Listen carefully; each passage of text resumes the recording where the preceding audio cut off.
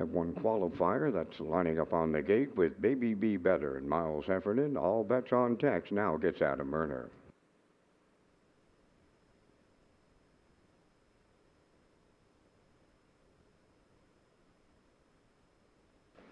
All bets on Tex is the first one out. Going right with them. All on the inside, Baby Be Better.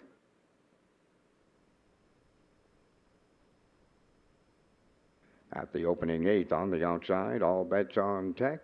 Moving to the lead, Baby Be Better now second.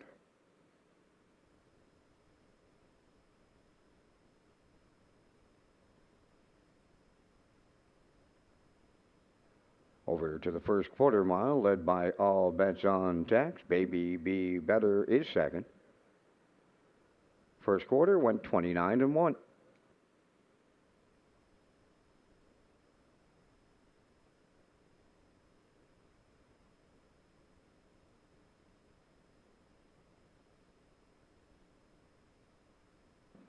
Now arriving at the opening half mile, the leader at the midway point, that's All Bets on Tex, and Baby Be Better continues the race from second.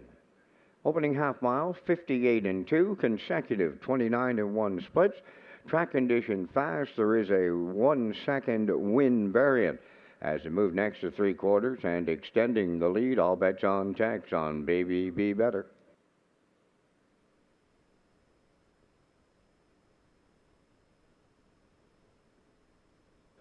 Three quarters home and all bets on Tex, turning it on and opening it up on Baby Be Better. The three quarters went 127-3. There's another 29 and a 1/4 mile.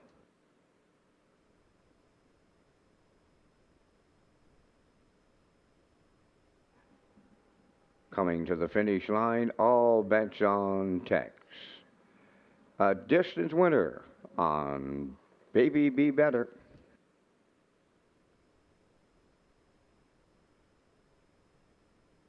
Time for the mile in 1:56-4.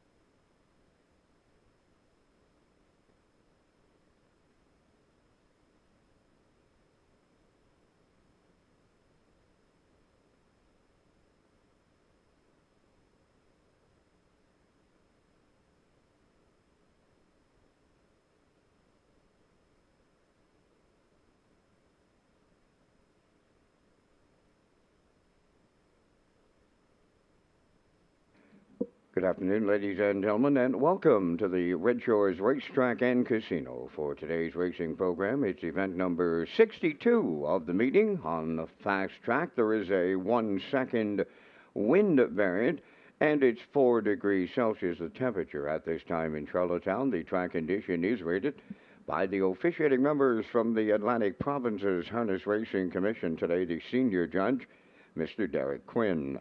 The associate judges are Mr. Ronnie Hennessy and Mr. Gary Devine. Now here are the afternoon's program and equipment changes. In the first race today, number 2, Redland Sampson, removing the choke plate, adding a Cornell collar. Number 6, Grand Ave Legend, removing the Tony Morgan spreader.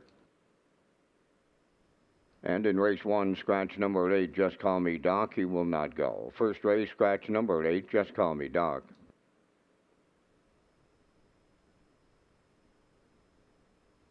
Next change, go to race number 3.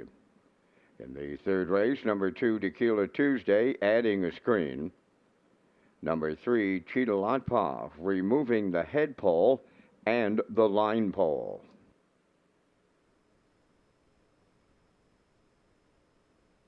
Turning over to race number 4, the Remembrance Day pace, number 7, Havarti, going from blinkers to a blind bridle. Next change, go to race number 7. In the 7th race, number 1, Ms. Megan Sparkle, removing the head check.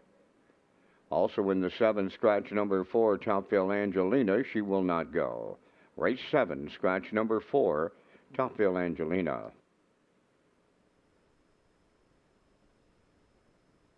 Next change, go to race number 9. In the 9th race, scratch number 6, Avatar J. Race 9, scratch the 6th entry, Avatar J. Turning over to race number 10. The number 1 entry, Twin Bee Solitaire, adding earplugs. Scratch number 4, Rock and Roll K, she will not go. Race 10, scratch the 4 entry, Rock and Roll K's. That's going to complete the changes on today's 14 race presentation. The Palm Beach windows are open and selling. First race post time set for 12:30. We have a non-wagering event to go postward at 12:15 today. And the entries listed before race number 1, it's the All-Star Cresting Prospect Trot event. Ladies and gentlemen, this time, would you please rise if you're able for the playing of our national anthem.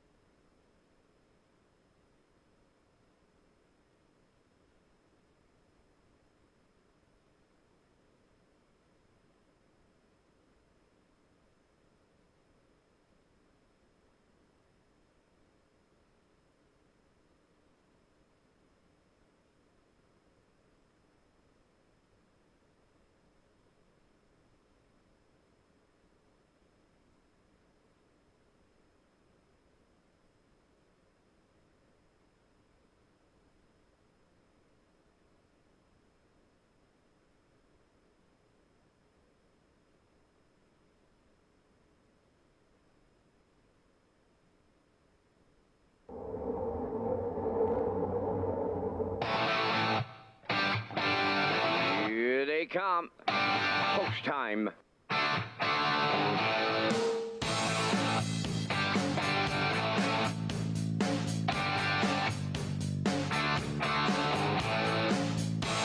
Deep stretch now. Shut the camera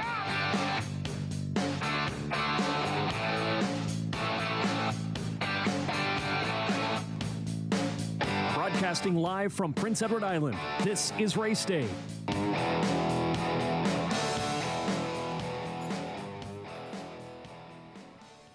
Okay, so there's a look at the flags in the center field this afternoon here in Charlottetown. We're dealing with a wind variant, a 1 second wind variant for the 14 dash program. So the wind will be on their back as they're finishing. So Mother Nature's going to help the horses finish their miles here this afternoon. So keep that in mind when you're playing the horses. Again, we got a 14 dash program for you this afternoon. Hi, everyone. It's Kurt Hughes here at the HBI broadcast desk. Our feature comes up in race 13. It's a field of 7, and really deep field, very intriguing field with high voltage Deo coming off that big win last week. They got the pole position for Corey McPherson. Tony Too Tall in for the price. Miles Heffernan has post 2. They have early gate speed, so they'll be mixing it up early. Time to Dance, another good lever. Adam Murner gets the call today. Jules Dragon, another one with good gate speed. It's been racing great since arriving here on the island this summer. The Maritime Magic Man, Gilles Barrio, will drive. Roll'em, last week's preferred winner from off the pace in that 3-horse field, was a winner in 53-1. They have post 5 for Mark Campbell. Wind blowing, has been drawing inside, been getting off the gate really well, sitting in the top 2 over the last few weeks. Going to be in post 6 today, so that we'll see how this guy does out there in post 6 for Paul Langell. And B2B, who likes to race from off the pace. He has post 7 here today for the Blue Knight, Jason Hughes, so that should set up good for him in this race. If there's early speed to chase, watch out for that guy late in the mile. It should be a great feature here this afternoon. Again, we got a 14 pack, and we're kicking things off at in just a few minutes here with the All-Star Cresting Prospect Trot event. It's a field of 3, and that will go in just a couple of minutes. So stay tuned. Should be a great afternoon of racing here at Red Shores.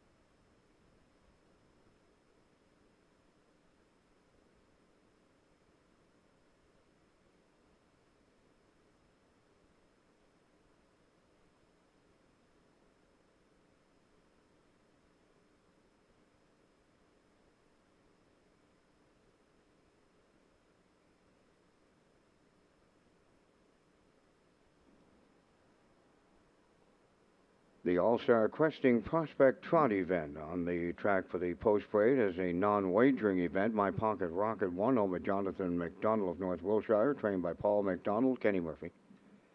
Ma Barker, the 2 won by Shotgun Stables of West Royalty, trained by Doug McGregor, Kenny Arsenault. Lucky Ticket, the 3, owned and trained by William Follen of Summerside, Miles Heffernan.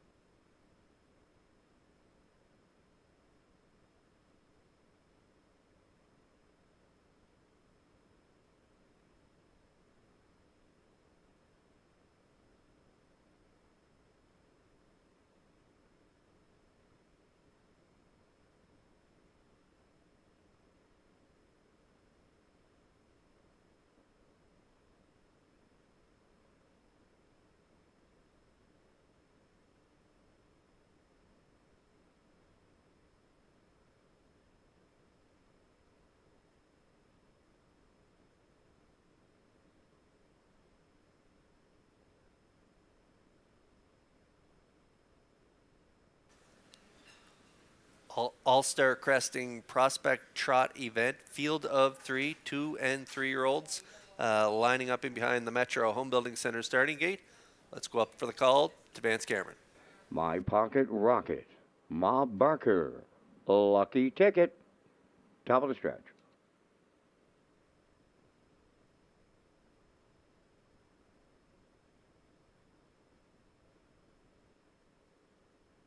Now approaching a start. Off stride on the rail is My Pocket Rocket. There they go, off and trotting. Lucky Ticket, the first one out. Ma Barker will go second.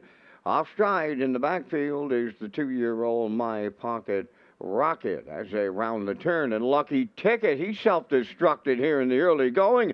And Ma Barker and Kenny Arsenault now by a half a dozen going to the opening quarter. Lucky Ticket back down trotting his second, and the trailer, that is My Pocket Rocket, approaching the first quarter mile in a big-time headwind as Ma Barker gets him over to the quarter full. Lucky Ticket closing in on the leader, and closing in from third, My Pocket Rocket. So on by the first quarter mile. And up front, the leader is Ma Barker on Lucky Ticket second, and My Pocket Rocket has caught them off a 33 and 3. Opening quarter mile. Down the stretch towards the half mile, Ma Barker, and she is unfamiliar territory here. She's right on the front here with Kenny Arsenault, and they're halfway home with a 2-length lead on Lucky Ticket. Trailing third, My Pocket Rocket. At the midway point, Ma Barker continuing to control. Racing from second, Lucky Ticket, and My Pocket Rocket is third. They're at the half mile in 107 and 3. Trotting around the paddock turn, they're at the 5/8, led by Ma Barker. Lucky Ticket has gone off stride. My Pocket Rocket moving up on the outside. On the backstretch and going to 3/4 next, Ma Barker the leader. My Pocket Rocket off the soft fractions has himself right into contention now second. At the back and off stride, that is Lucky Ticket. So the 3/4 in the books, and they were there in 1:41. Trotting around that turn for the final time, approaching on the 7/8. Ma Barker trying to see it through. My Pocket Rocket has made up a lot of ground to the outside second. Lucky Ticket at the back third, and down the stretch they come. Ma Barker is almost there. My Pocket Rocket, Lucky Ticket, it's Ma Barker and Kenny Arsenault in the All-Star Cresting Prospect Trot event. Second went to My Pocket Rocket. Lucky Ticket is third. 2:13 and 2.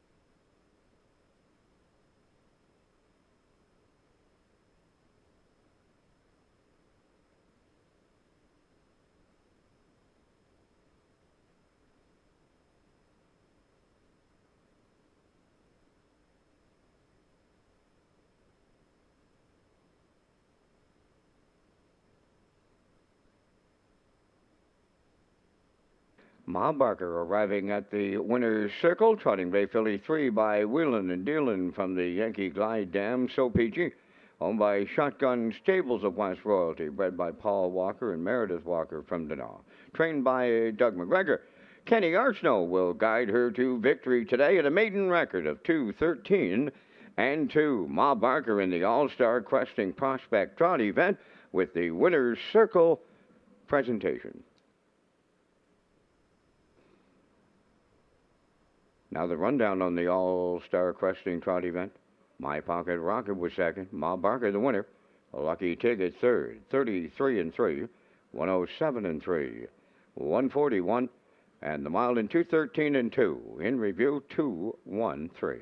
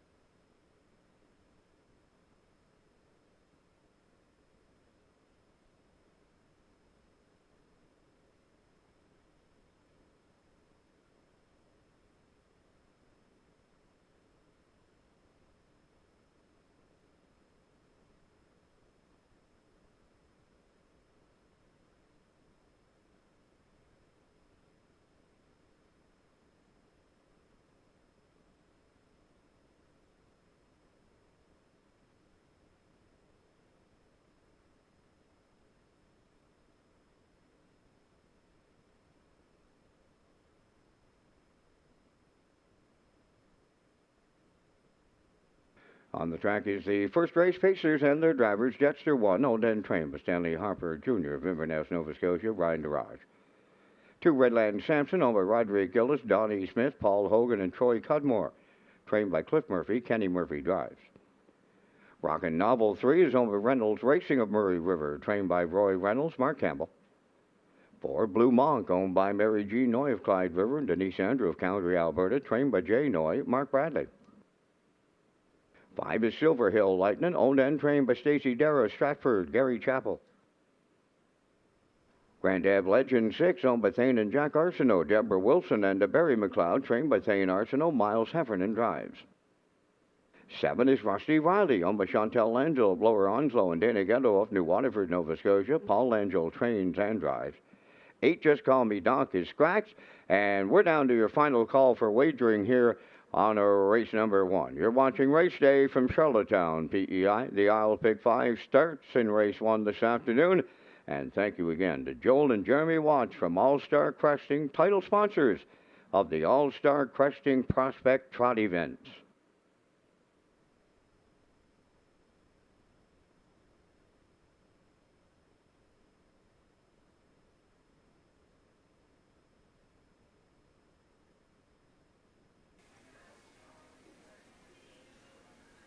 Okay, race 1 starters are on track. We have the early double. We have exacta, superfecta, tractor wagering. And the Isle Pick 5 kicks off here in race number 1 with a low 15% takeout and a guaranteed pool of $2,000. And we got some changes in the first 5 races. The 2 in this race, Redland Sampson removing choke plate, adding Cornell Collar. Grand Ave Legend, the 6, removing the Tony Morgan spreader. And the 8, Just Call Me Doc, is scratched. Over in race 3, we got Tequila Tuesday, the 2, adding a screen, and Cheetah Lot Pav in that race as well, removing a head pole and a line pole. And then over in race 4, the 7, Havarti, going from blinkers to blind. So those are the changes in the first 5 races. And there is my top play for this first race, Rusty Riley, the veteran with 45 lifetime wins, 13 years old, by Blissful Hall, owned by Chantel Langell, Dana Ghetto. They share ownership. Paul Langell, the trainer and driver. Nice third last time out from post 2 and 57-3. Closing quarter, 28-3. Had been racing all the way up in that 13:01 class. So dropping down here to the 5:51s, even though he does have the outside post, he is a classy old veteran. And with the class relief, I think he is the one to beat. Currently 9-5 on the board.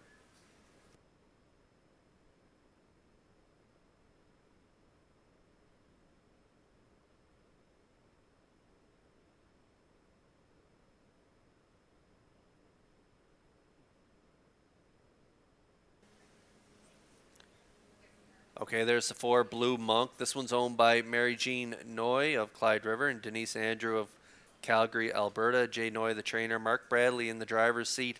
This one raced at the 13:01 level off that qualifier. Never really get into the mile, was back 14 lengths. Race time, though, pretty quick mile, 56-1, and then was in for that optional 7,000 claimer last week. Driven aggressively by Mark. First up, ended up fading to 5th, so they're going to drop another level down to the optional 5,000 claimer here. And so we'll see how they do in the middle of the gate, but I'm expecting another aggressive steer from Bradley. If they're able to get to the front, Blue Monk could go the distance. As you can see, he does have the speed as he shows that trip in 56-1. So we'll see how they do from post 4 here today. Currently the slight choice at 6-5.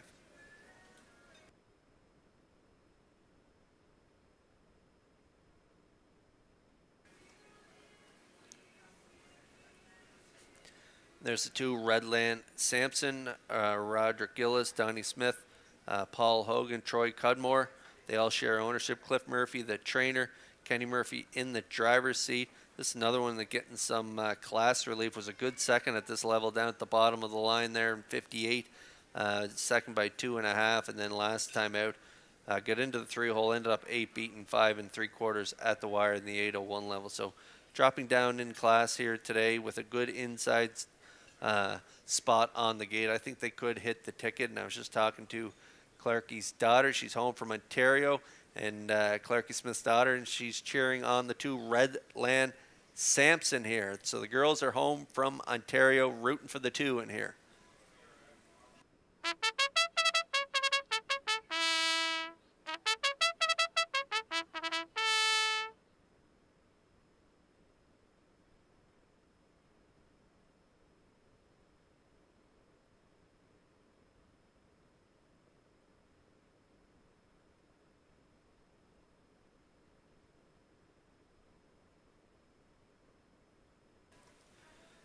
Scratch down to a field of 7, and those 7 starters are lining up in behind the Metro Home Building Center starting gate. It's post time for the first.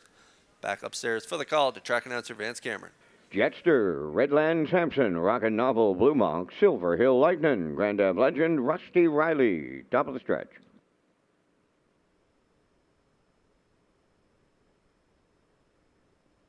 Here they come.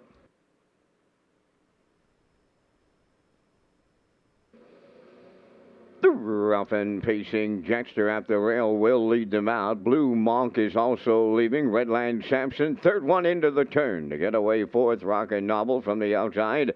That's Silver Hill Lightning fifth. Grand Ave Legend is sixth. And the trailer, Rusty Riley. Up the backstretch they go. And here comes Blue Monk to take over the lead. In line to Mark Bradley. Jetster gives way for the two-hole ride. Back into third, Redland Sampson. Fourth on the cones, that is Rockin' Novel. Racing from fifth to Silver Hill Lightning. Grand Ave Legend sixth, trailing seventh.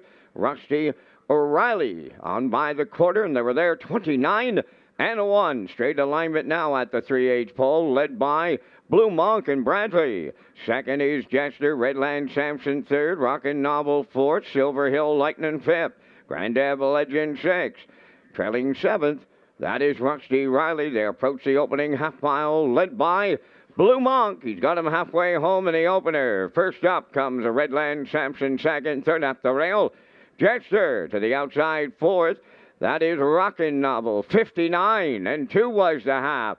Fifth is Silver Hill Lightning. On the outside, sixth is Grand Ave Legend. And the trailer is Rusty Riley. On the backstretch for the final time, they go to three-quarters, led by Blue Monk. From the outside, the challenge comes from Redland Sampson. Third up the rail, Jetster. Rockin' Novel is there fourth. Moving into fifth, that's Grand Ave Legend. Now taking over sixth. On the outside, Rusty Riley. And the trailer, Silver Hill Lightning, three-quarters up in 1, 29 and 2. They're down to an eighth of a mile to go. Blue Monk trying to see it through, and he's clear by 2. Jetster is second. Redland Sampson, Rockin' Novel on the far outside. Deep stretch now, and it's Blue Monk in line to Mark Bradley to win by open legs. Jetster rallies second. Grand Ave Legend up the inside is third. And the time for the mile in 1:59.4.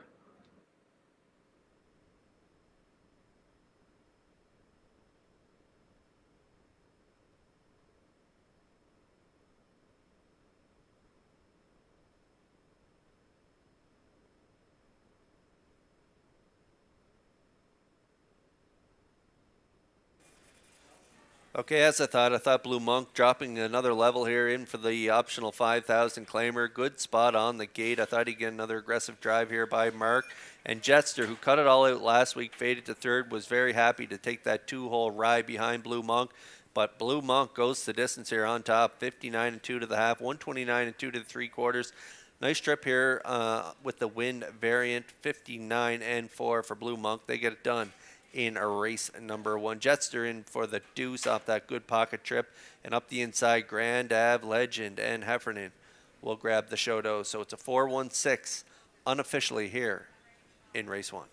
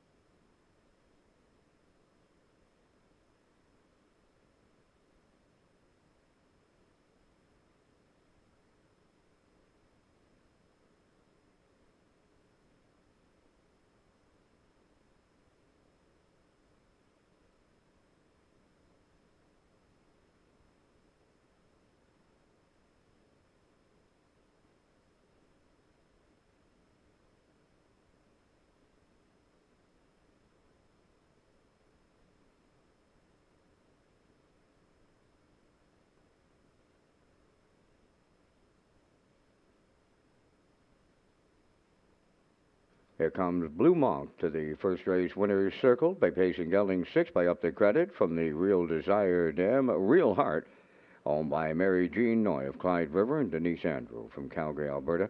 Bred by the Pedigree Farm of Rockwood, Ontario, trained by J. Noy. Mark Bradley will guide him to victory. in 159 and 4. Blue Monk in the opener.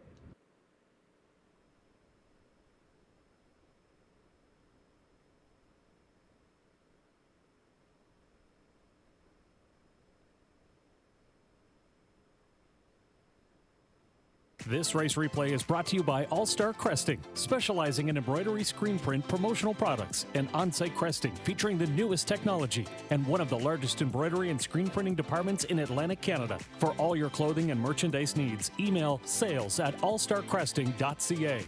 At All Star Cresting, we got you covered.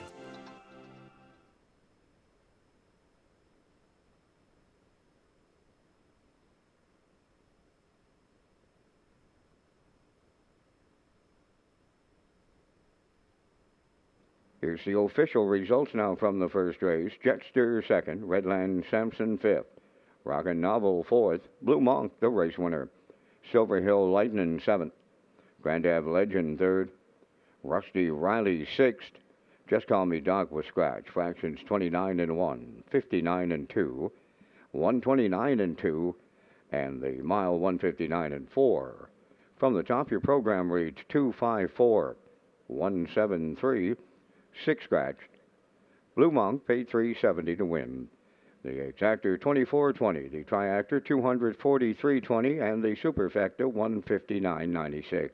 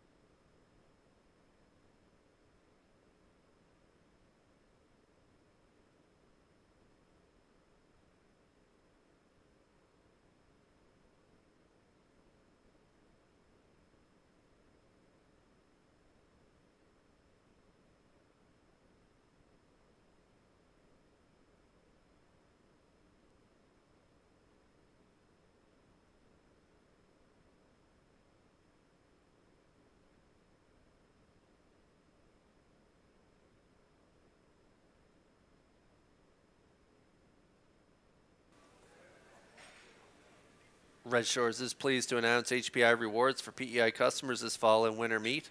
You can now play Summerside and Charlottetown live racing and earn points, and you can convert those points to cash or earn points for other exciting offers. And sign up and play the horses through HPIBet.com and the new HPI rewards program for PEI.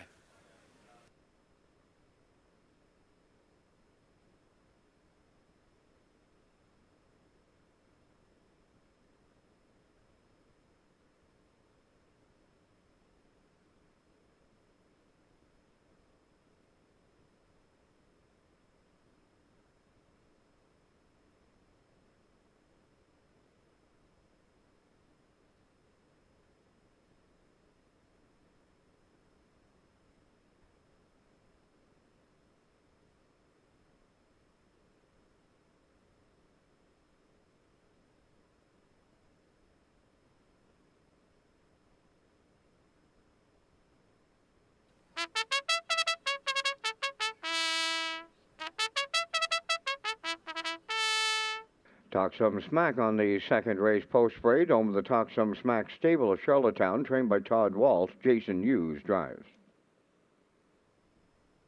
Brookdale J. Mack, number 2, owned by Douglas and Doug Pauley of Amherst, Nova Scotia, trained by Phil Sizer, Paul Angel. Check Your Source, number 3. The owners are Giselle Bernard of Bethel and Lori Hennessy of Charlottetown. Gordy Hennessy is the trainer. Adam Murner drives.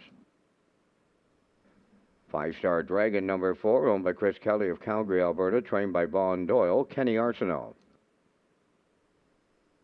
Shake Me Up Hanover number 5, Colin Shepard of Brackley is the owner and the driver. Morgan Shepard trains.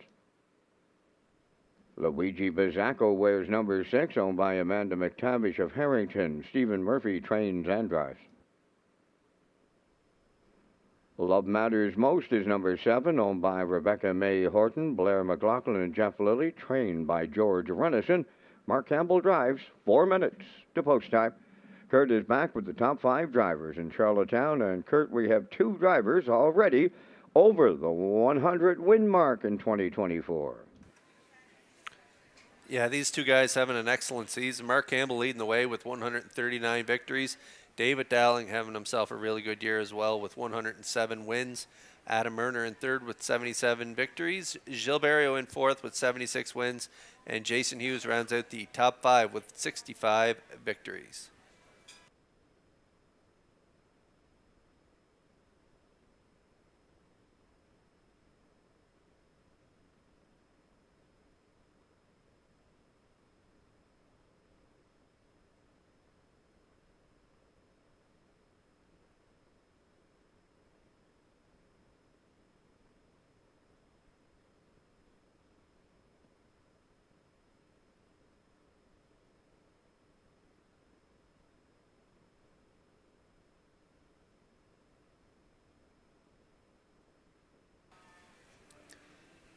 Okay, race 2 starters are on track. No winners, 801. Last 5. I'm going with Shake Me Up Hanover. I thought this guy raced incredible last week. He had post 8 at the same 801 level.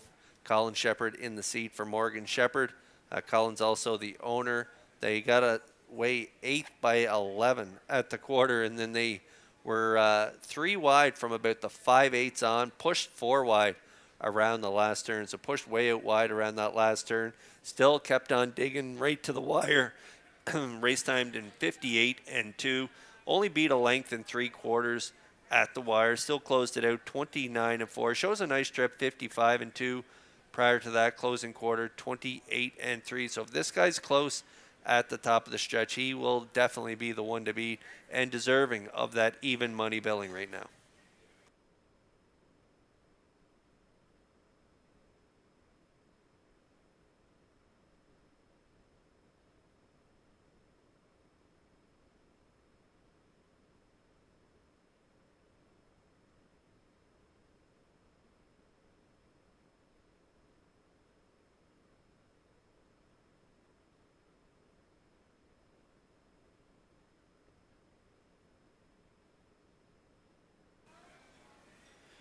There's the one Talk Some Smack, owned by the Talk Some Smack stable of Charlottetown. Jason Hughes in the seat again this week. Raced well for Hughes last time out. First up, gutsy effort from post number 3. Got away 5th, came first up, and was only beat a length at the wire in this 801 class. Todd Walsh, the trainer, back at this 801 level again today. Got the rail. That's going to help this guy get spotted up close, and he doesn't mind the fresh air, so especially on a day like today, that's really going to help him with the wind variant. And the snow is falling here, and it's pretty much going sideways out there with this wind. So not a very nice day for conditions, especially if you want to rough it on the outside. But this guy, he just doesn't seem to mind that fresh air, especially last week I thought he raced super. So I like him again this week from the rail. 5-1 currently.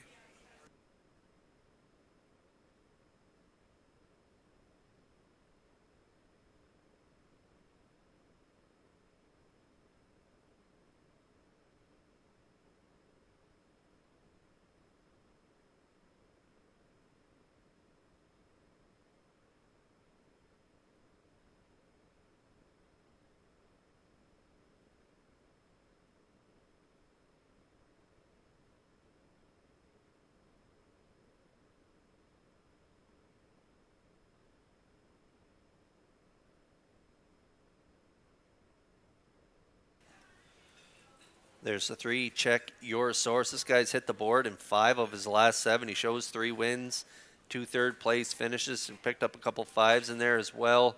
He likes the optional 5. He's been a winner at that level, but up at this optional 6,000 claimer, he's found it a little tougher. It was a good third 2 weeks ago in 57-3. Closed it out 29 flat. So if he gets a kind of a drafting trip up in the top 2 or 3, he will be heard from in the stretch for sure. Adam Murner gets along really well with this guy. Gordy Hennessy doing great work with him as well. Check your source right now. Currently 5-2 on the board as the horses are making their way up in behind the gate. Post time in just a moment.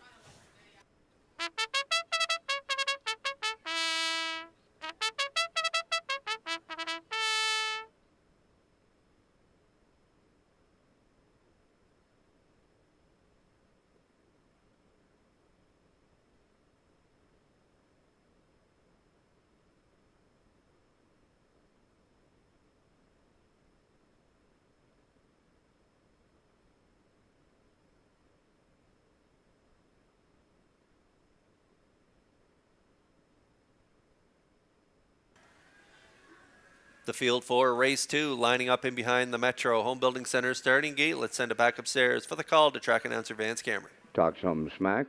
Brookdale J. Mac. Check your source. 5-star Dragon. Shake Me Up Hanover. Luigi Bizzacco and Love Matters Most. Top of the stretch.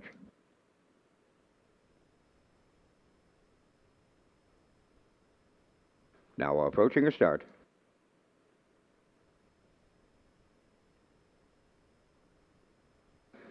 The rough and pacing. Check your source. The first call at the rail. Talk some smack is second. Third one to the turn. Shake Me Up Hanover towards the rail and racing from fourth is Brookdale J. Mac. Moving up fifth. On the outside is Love Matters Most. Then in sixth is 5-star Dragon. The early trailer, Luigi Bizzacco. Here is Shake Me Up Hanover and Colin Shepard to take over the lead going to the opening quarter. Second is Check Your Source. Now in third, Talk Some Smack. Fourth up the rail, Love Matters Most. Then in fifth is Brookdale J. Mac. That's 5-star Dragon 6. And trailing seventh, Luigi Bizzacco 29. And 1 was the opening quarter as they arrive at the 3-8. Shake Me Up Hanover, the leader for Colin Shepard. Second towards the rail is Check Your Source. Talk Some Smack. Up with the leaders third. Racing from fourth is Love Matters Most. Brookdale J. Mac has tipped out from fifth. Moving up sixth, Luigi Bizzacco. And at the rail now the trailer, 5-star Dragon halfway home in the second. The leader, Shake Me Up Hanover in 59 seconds flat. Racing second is Check Your Source. Third around the turn, Talk Some Smack. At the rail fourth, that is Love Matters Most. And to the 3/4 they go, led by Shake Me Up Hanover by almost 2. Check Your Source strictly giving chase at this point. Back into third is Talk Some Smack. Moving up fourth on the outside, Luigi Bizzacco. Love Matters Most is fifth. 5-star Dragon 6. Now the trailer, Brookdale J. Mac, 3/4 up in 1, 28-4, and it's all Shake Me Up Hanover here by 5. Second, that is Check Your Source. Talk Some Smack is third. Luigi Bizzacco fourth in the home stretch, and it's all over here. By open length, it is Shake Me Up Hanover. In line to Colin Shepard, alone on the line. Check Your Source held second, rallying up third. That's 5-star Dragon, 1:58.3.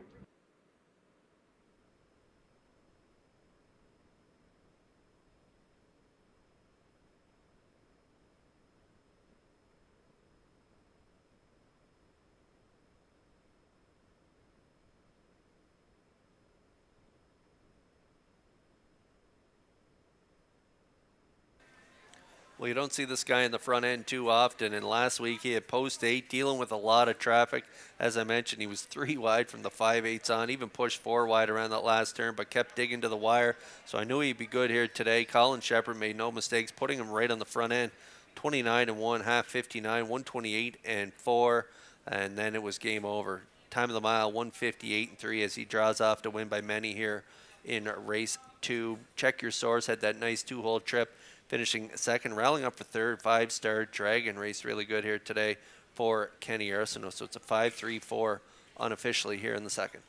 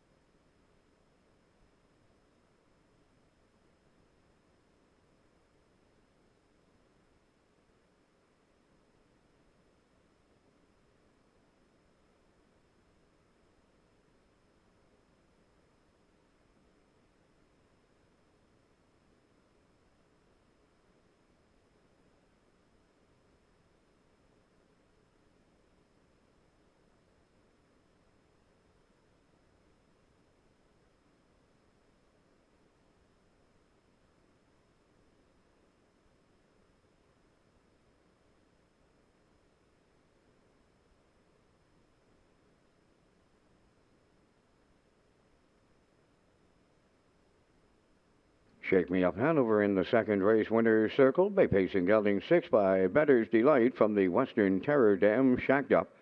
Owned by Colin Shepard of Brackley, bred by Hanover Shoe Farms of Pennsylvania. Trained by Morgan Shepard, Colin Shepard, driving him to victory in 158 and 3. Shake Me Up Hanover in the second.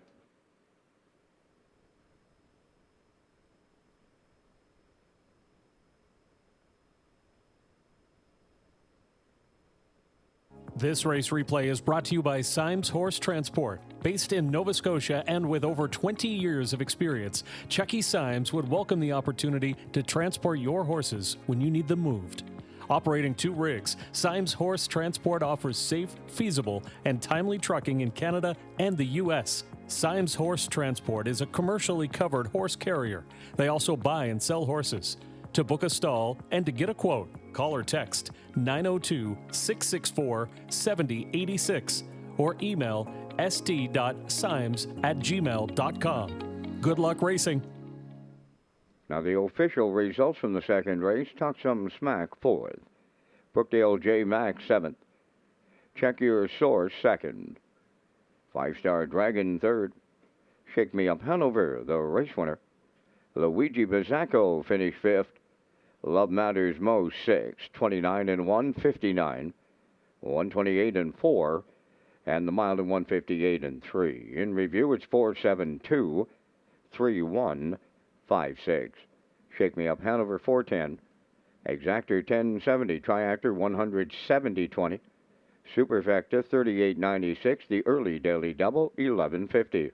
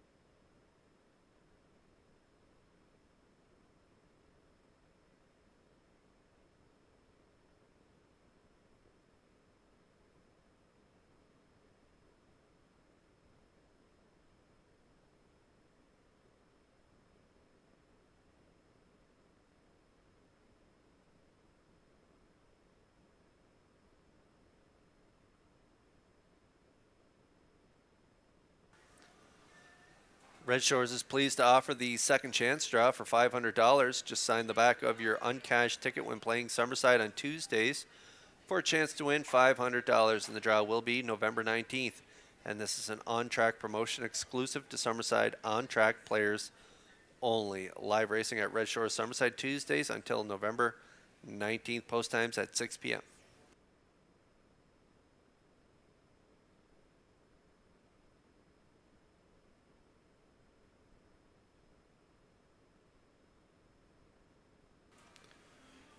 We're on the trot for race 3. There's a look at our selections. I'm going with a 5-1-2. I think Libero can get it done from the outside in this one. I like the 1 as well. Glider Man, the veteran on the rail. And I also like the 2, Tequila Tuesday, coming off that big win last week.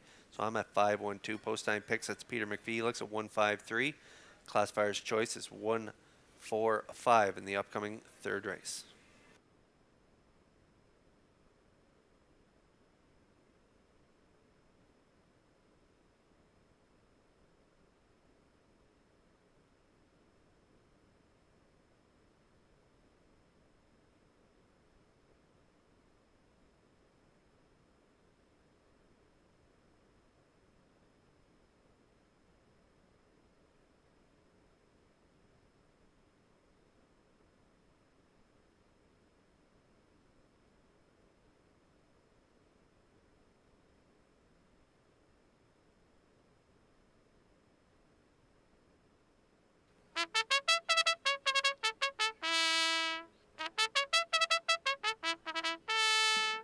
Trotters for the third race on parade. Glider Man number 1, home by Danny Bird of Vernon Bridge, trained by Jennifer Doyle. Jason Hughes drives.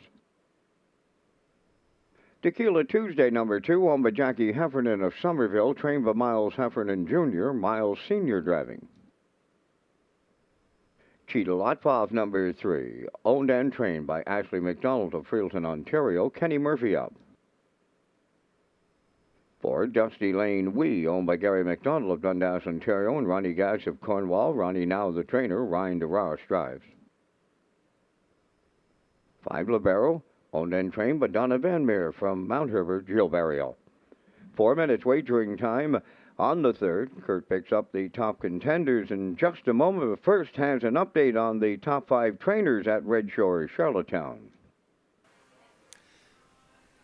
Jen Doyle leading the way in the trainer standings here at Red Shores. A big lead. She has 79 victories. In second is Ron Matheson with 54 wins, and we like to say a happy belated 65th birthday to Ronnie Matheson. Celebrated it yesterday, so happy birthday, Ronnie, from all of us here at Red Shores. He's having quite a season, sitting in second on the trainer standings here at Red Shores. In third is Jeff Holmes with 43 wins. David Dowling in fourth with 39 victories. And Melissa Rennie rounds out the top 5 with 37 wins.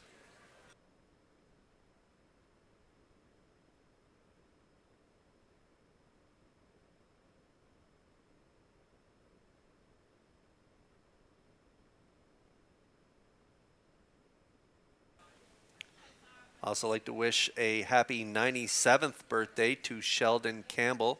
Happy birthday from all of us here at Red Shores. Trotters are on track here for race 3. Here's my top play. I'm going against the favorite. I like Libero on the outside of the gate here. Just playing a hunch. He made that couple breaks in his last outing from post 8, but pretty good prior to that. Showed a trip in 59 and 3, 2 starts back in that Island Oceans. Trot finished 4th in behind New Legacy, Chasing Dreams, and Irish Ray. None of those horses are in this race here today, so I think if Barrio is aggressive off the wings and he does get to the lead, he will be tough to beat. I know Glider Man on the rail getting the attention, and he deserves it as well, but I think Libero could pick up his 3rd win of the season. The 10-year-old veteran's owned by Donna Van Meer of Mount Herbert. Don is also the trainer, and the Maritime Magic Man, Gilles Barrio, is in the seat. So the 5 right now at a good price on the board. If you don't want to play that chalk on the rail, 6-1 currently.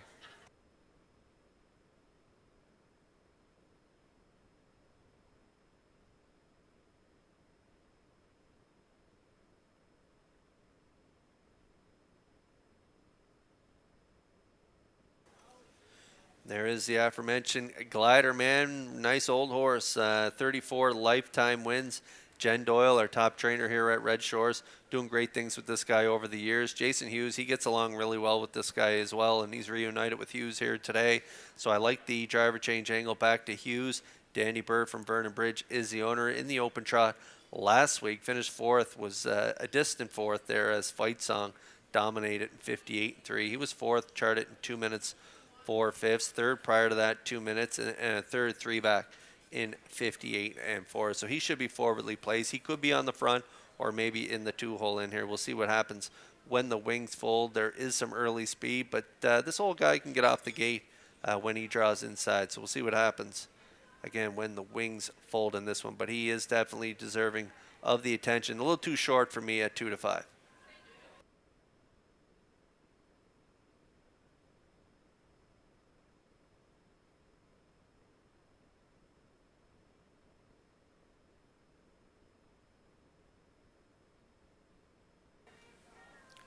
We got some good options for 3rd in this race. I've elected to go with the inside. I like Tequila Tuesday. Has that good gate speed.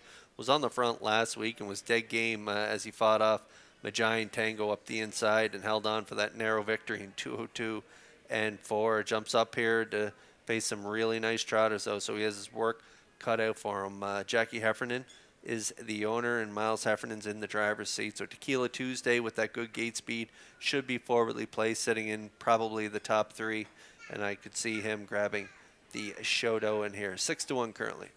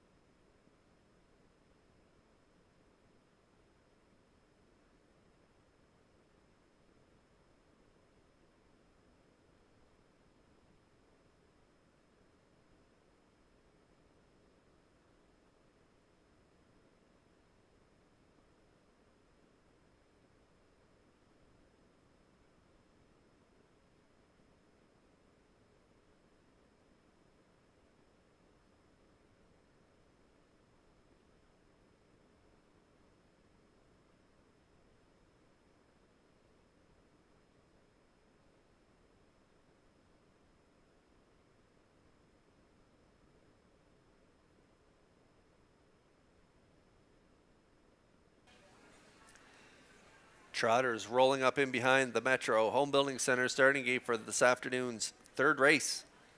Let's go back upstairs for the call to track announcer Vance Cameron. Glider Man, Tequila Tuesday, Cheetah Lotpov, Dusty Lane Wee and Libero, top of the stretch.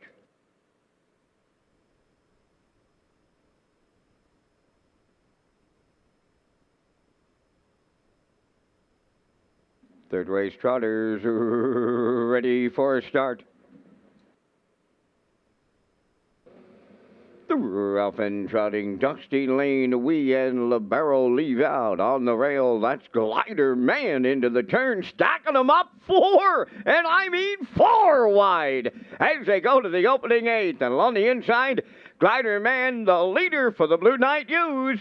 Second, that is Tequila Tuesday. Dusty Lane Wee settled into third. Fourth is Libero, and the trailer, Cheetah Lotpop. Along the backstretch, approaching the opening quarter, Glider Man up front on the lead. Racing from second, Tequila Tuesday. In mid-pack third, Dusty Lane Wee, 29 and 4 the opening quarter. Trotting around the turn fourth is Libero, and trailing the field, Cheetah Lotpop in fifth. Straight alignment, this compact field of 5. On the point, Glider Man showing the way as the post-time favorite. Second, Tequila Tuesday. Dusty Lane Wee in third. Fourth, Libero. And fifth, Cheetah Lotpop. Positions unchanged as they're halfway home. The leader by almost 2, Glider Man. Tequila Tuesday continues second. 1 minute. 4 was the half. Around the paddock turn they go, approaching on the 5/8. Glider Man the leader. Second, Tequila Tuesday. There goes Dusty Lane Wee to the outside. Third, off stride, Libero hit the run. And up the rail, Cheetah Lotpop. Halfway up the backstretch they go to 3/4. In up the rail, Glider Man the leader. Dusty Lane Wee right alongside now as they match strides. Up into third, Cheetah Lotpop. Libero come back down trotting. He's there on the outside fourth. And now the trailer, Tequila Tuesday. 3/4 in 1:32 and 1. Down to 1/8 of a mile to trot. Dusty Lane Wee lead it, turning home. Glider Man along the rail. Libero back into it here on the outside. They're in deep stretch now, and Libero from the outside wide, and the Maritime Magic Man will get him there. Up for the deuce, Cheetah Lot Pop. Dusty Lane Wee is third. 2-0, 3-2.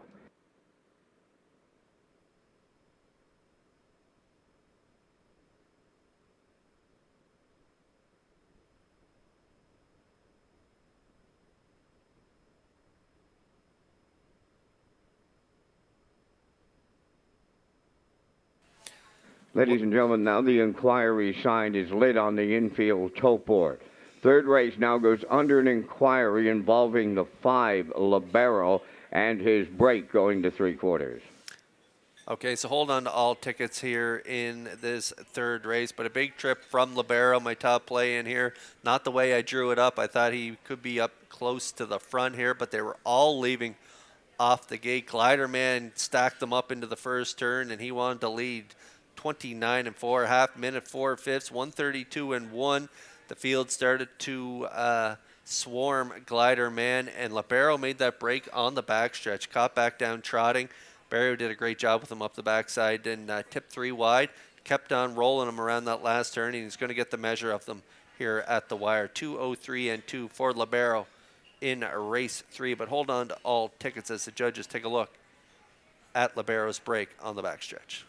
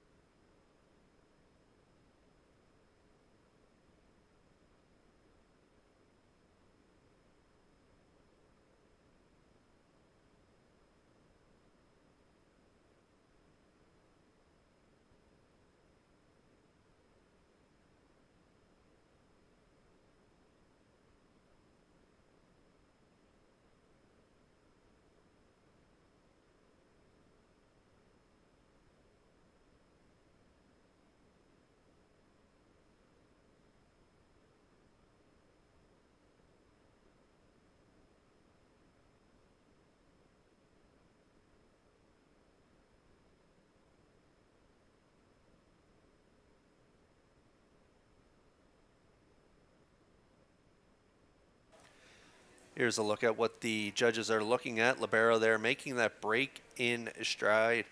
Barrio collects him up, and he lands back down trotting here, and a big closing quarter here from Libero as he gets the measure of them in the stretch. But that's what the judges are looking at, that break going into that 5/8 turn. So hold on to all tickets here in race 3. Results of the judges' inquiry, no violations.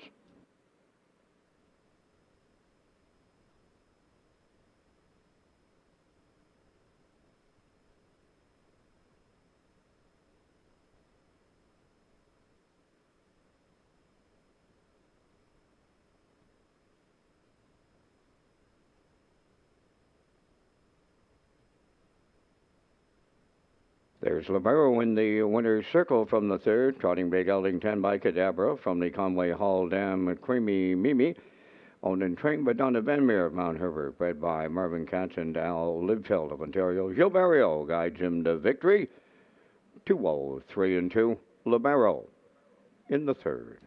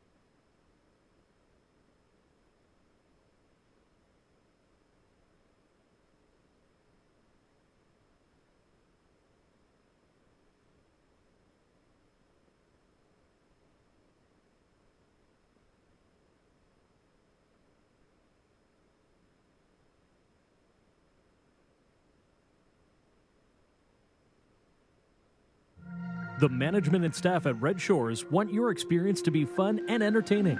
That is why we offer information on how our games work, tips to keep your gambling fun, and available community resources. For more information, please speak to one of our PlayWise advisors or stop by the PlayWise Information Center. Here's the official results from the third race. Glider Man fourth, Tequila Tuesday fifth, Cheetah Lot Pop was second, Dusty Lane Wee third, Lamero the race winner, fractions of 29 and 4, 1 minute 4, 132 and 1, and the mile in 203 and 2. In review, it's 452, 3-1. Libero paid 1080. The exactor 64.50, triactor 202.60, and the superfecta 60.73.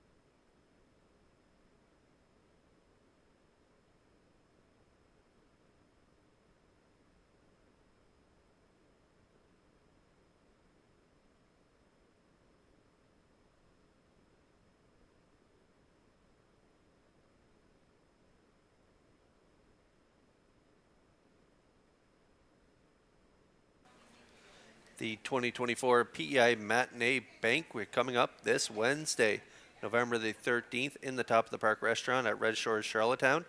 Doors open at 6:30 p.m., followed by a meal and award presentations at 7 p.m. To purchase tickets, please contact Julie Jameson at 902-569-1682.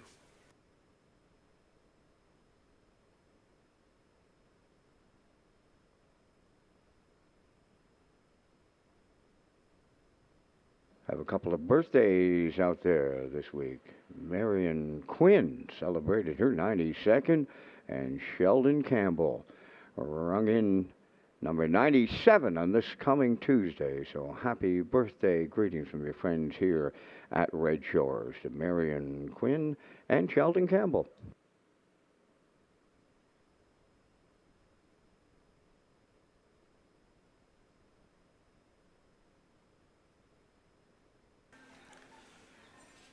Race 4 coming up next. It is the Remembrance Day Pace. Philly Mares now winners of 551 last 5 starts. Havarti making the bridle change, going from blinkers to blind, and Havarti is my top play. This one was a winner the last time she was at this level, right on the front end in 58, and so after 3 trips up at the 1051 class, dropping back down here today, I think she is the one to beat. I also like Promise Me Later and Two Tone Terror. So I'm at 754 post time picks. That's Peter McPhee. He likes a 475. Classifier's choice is 451. The starters for the 4th will be on the track in a moment.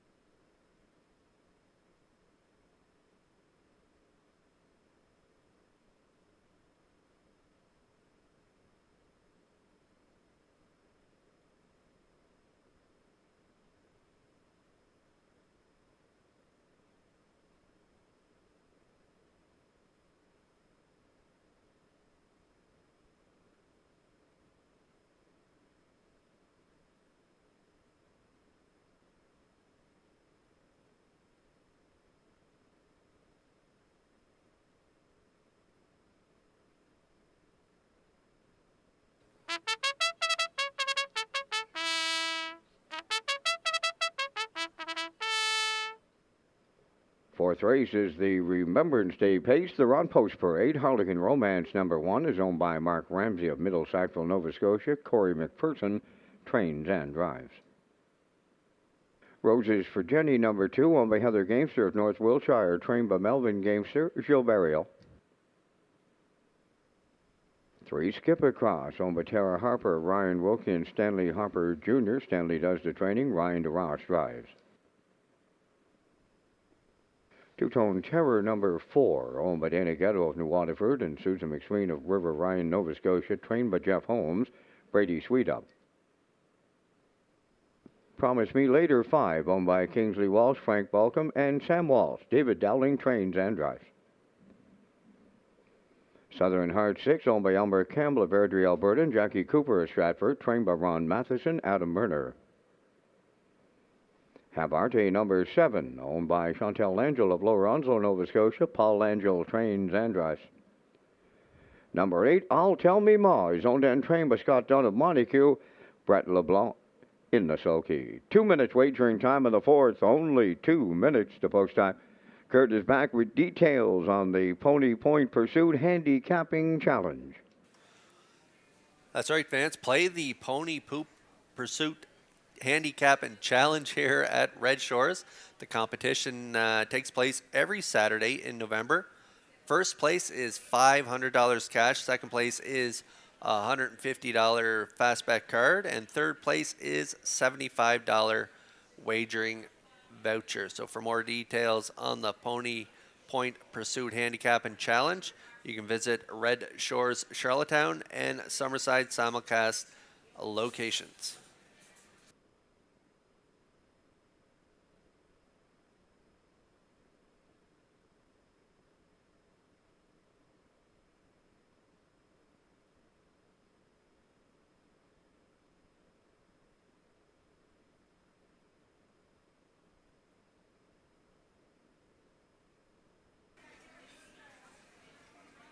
Okay, race 4 starters are on track. Remembrance Day Pace. And there's my top play, Havarti. I don't like post 7, but I do like the drop in class. She was a winner on the rail at this level back on October 8th. An easy winner by 4.5 and 58. And then jumped up to that 1,051 level in her last 3. Tried to make it to the front 3 starts back. Ended up sitting 2, fading to 5th. Race timed in 57 and 3. And then last week had a 3-hole trip. Ended up 5th by 4.5 in 59 and 3. Trainer driver Paul Langell making a bridle change, going from blinkers to blinds. So we'll see how that plays out with Havarti in this one. But I think on the drop in class, she is the one to beat. And love those odds on the board right now. 12-1 currently on Havarti.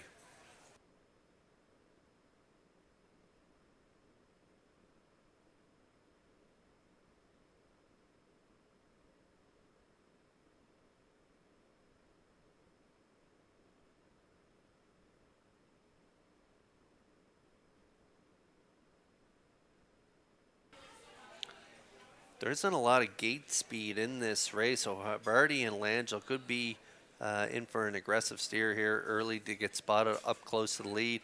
A couple other levers in this one. Harlequin Romance on the rail, and this 3-year-old daughter of Articulator on the screen right now, Promise Me Later. This is another one that has good gate speed. David Dowling, the trainer and driver. R. Kingsley Walsh shares ownership with Frank Balcom and Donald Walsh, coming off back-to-back wins and a second in her last 3. That second last week, 58, as she led early, ended up finishing second to Woodmere Kennedy, but a couple nice wins prior to that in for the price tag. So in for the price tag again this week off that good trip in Summerside, and that winners of 3, not more than 5 races live. She will be definitely tough to beat and deserves the attention she's getting on the board right now at 4-5.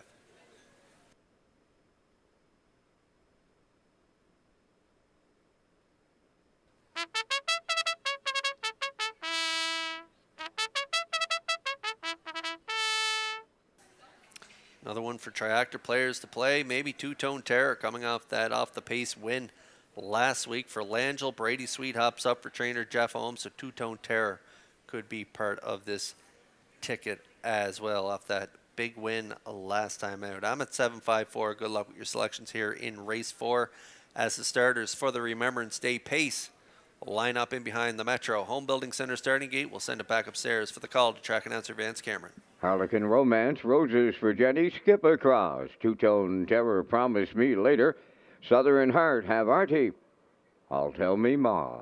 Top of the stretch.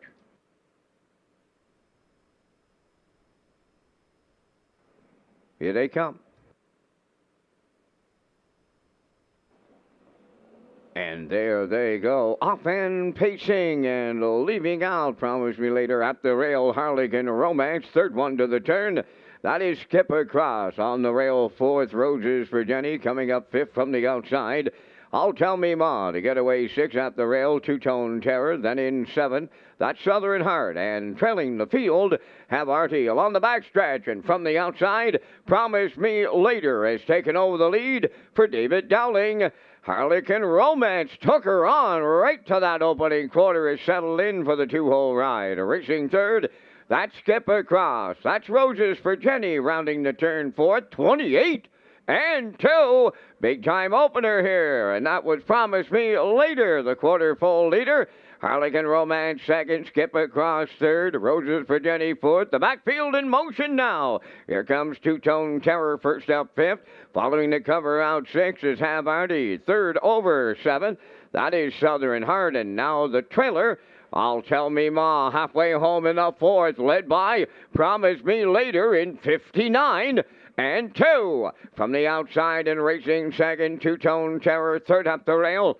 Harlequin Romance off stride on the turn, went Roses for Jenny. Up the backstretch they go, and the three quarters is coming next. The leader, Promise Me Later. From the outside second, that's Two-Tone Terror, third up the rail. Harlequin Romance, fourth on the outside, Have Artie, racing fifth. That is Skip Across. Southern Heart is sixth. Then from seventh, that's I'll Tell Me Ma. They swing by three quarters in 90 seconds flat. Promise Me Later along the rail. To her outside, Two-Tone Terror, the challenger in the home stretch. Skip Across third, Harlequin Romance up the inside. Deep stretch. Here they come to the wire. Two-Tone Terror on the outside for Brady Sweet.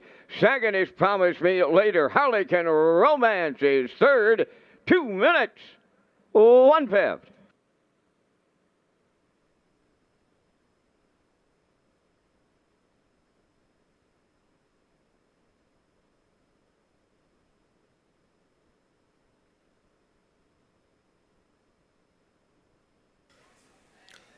Well, the Claimers dominate this fourth race, the Remembrance Day Pace, as we get a look at this Universal Media slow-mo for race 4. I thought Promise Me Later with that good gate speed, Dowling would be aggressive. I thought Havarti might try to get spotted, but with some levers on the inside of the gate, Langell decided to race her from off the pace, and she just was flat in the final panel of this one. Had a good second over trip, but the Claimers, as I mentioned, they were dominating in here with Two-Tone Terror getting up in the final strides for Brady Sweet to go back-to-back with a nice win here on the off-track. 2 minutes, 1/5. Promise Me Later and David Dowling cut the mile. They're going to grab the deuce. Harlequin Romance on the rail there had a good trip, finishing third, and Skip Across getting out late for Darash will grab the 4 spot. So it's a 4-5-1-3 unofficially here in race 4.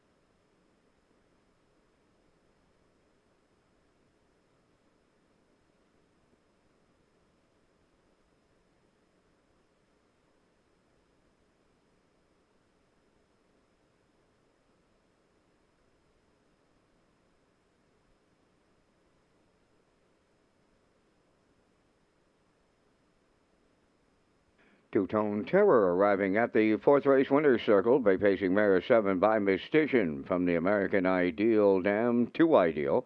Owned by Danny Ghetto of New Waterford and Susan McSween of River Ryan, Nova Scotia. Bred by William Andrew of Calgary, Alberta. Now trained by Jeff Holmes.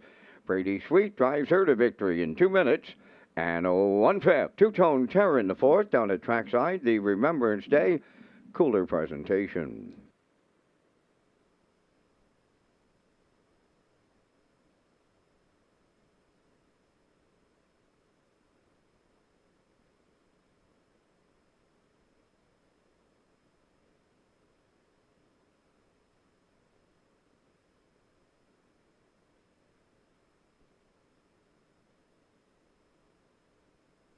This race replay is brought to you by Sintrack Print and Graphic. Here they come, and it's Sintrack for the win with exceptional print products, exceptional graphic design services, and exceptional value.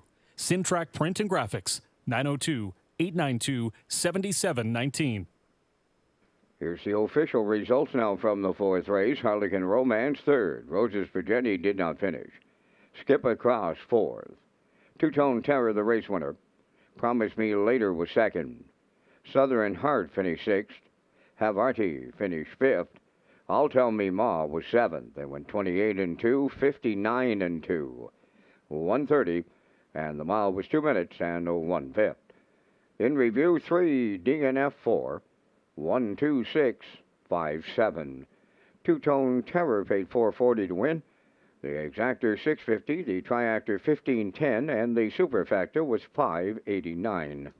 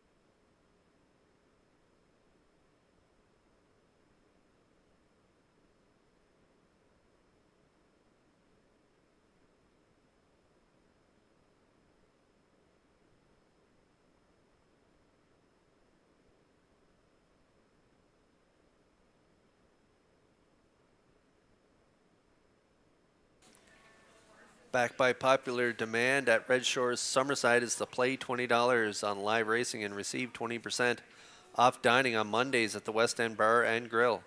The play 20 get 20 is on live racing Tuesdays in Summerside. So watch for details at Redshores.ca or our social media channels.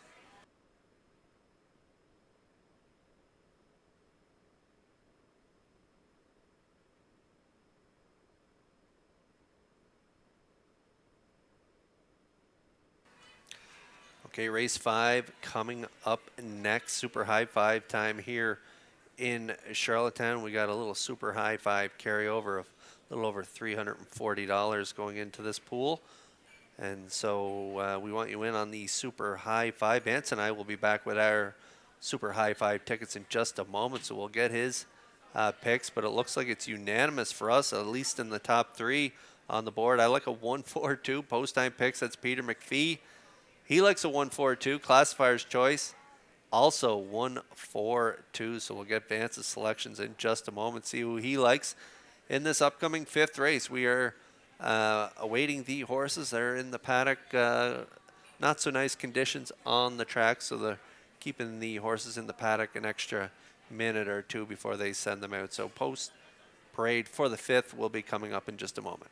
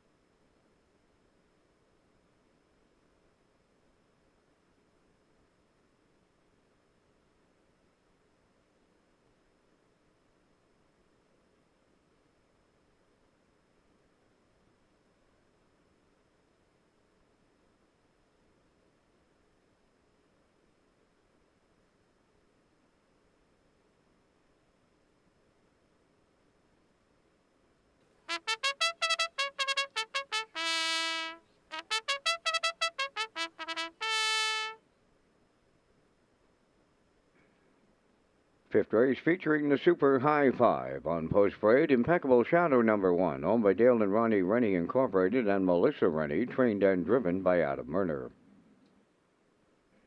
Well Did number 2, owned by the Well Did Horse Owners Club of Lower Onslow, Nova Scotia. Paul Angel trains and drives.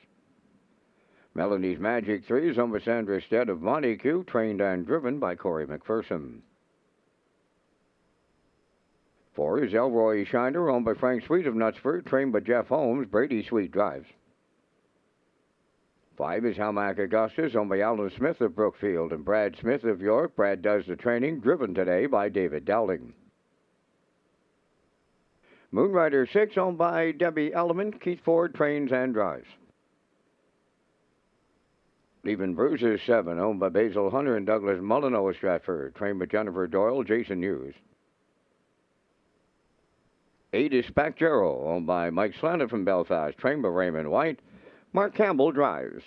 Only 2 minutes wagering time on race number 5, and Kurt, you and I are coming up with our selections in the first Super High 5 of the afternoon, and we thank our friends at Results Marketing and Advertising for their continued presentation of the Vance Cam. I'm off to the rail, much like all the punters in here, with Impeccable Shadow. Coming off a win, got as low as non-winners of 8:01. You know he's much better than that. You take a look at the qualifier where he went in 54-1. I'll use him on top. Going to go right alongside with the 13-year-old Well Did. I'm looking for this horse to get a trip today. I'll use the 4 Elroy Shiner for third, going to the far outside, and Spacjero fourth, and closing it out with 6 Moonrider. 1, 2, 4, 8, 6. That's my choices from the booth. Kurt, down to you and your choices. I'm sticking to the inside 5, Vance. I do like the 1. He's going to be tough to beat off that big qualifier in 54. He had a narrow victory last time out at the 8:01, so we'll see if Murner, I think he's going to have some action on the outside of him leaving. I think Elroy Shiner could be scooting to the front, but I think if Murner maybe plays that old give-and-go game, he might circle back up to the lead. As you mentioned, he's been such a great horse, and he's a high-speed horse, so he should be the one to beat in here. Impeccable Shadow.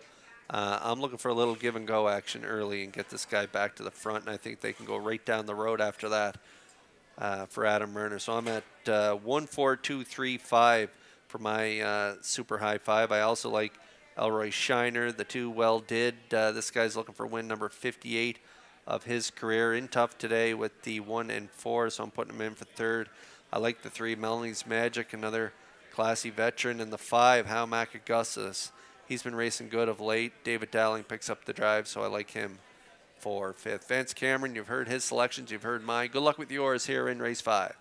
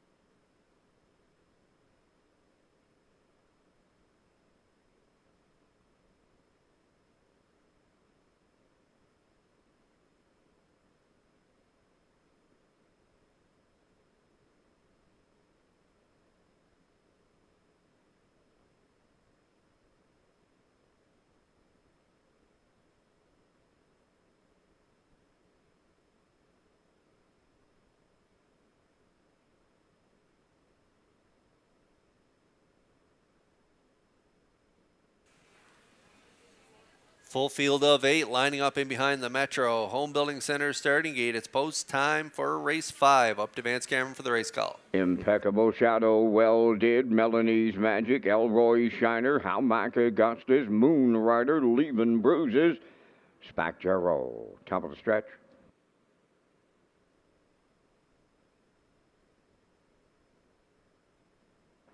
Fifth race, Super High Five, all lined up and approaching a start. Post time.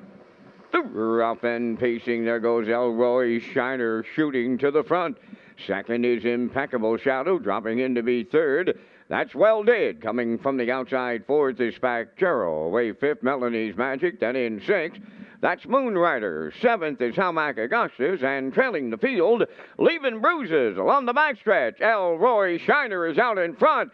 From the outside, Spacjaro, a long shot, and I mean a long shot, takes over the lead with Campbell. Here comes Impeccable Shadow now. Up and after that leader. Third up the rail, Elroy Shiner, Well Did in fourth. That's Melanie's Magic fifth. Moon Rider has sixth. Seventh, How Mac Augustus, Leaving Bruises, 28 seconds flat. Open this one up, and on to take over the lead, Impeccable Shadow for Murner.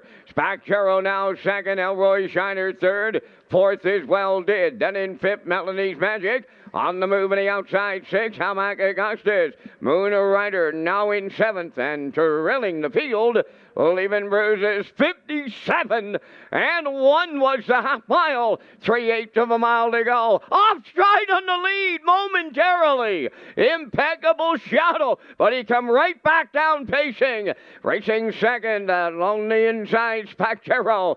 Third is Elroy Shiner. How Mac Augustus. Fourth on the outside. Fifth at the rail, Well Did. On the outside, sixth, Melanie's Magic. Leaving Bruises picks up seventh. Now the trailer, Moon Rider, 1:28 flat was 3/4, shade more than 1/8 of a mile out. Impeccable Shadow, the leader. Murner's going to work on him. Here is Elroy Shiner now to challenge. Third up the inside, Spacjaro. Well Did way wide, deep in the stretch. Elroy Shiner, Well Did on the outside. Well Did in the final stride. We'll need a win picture.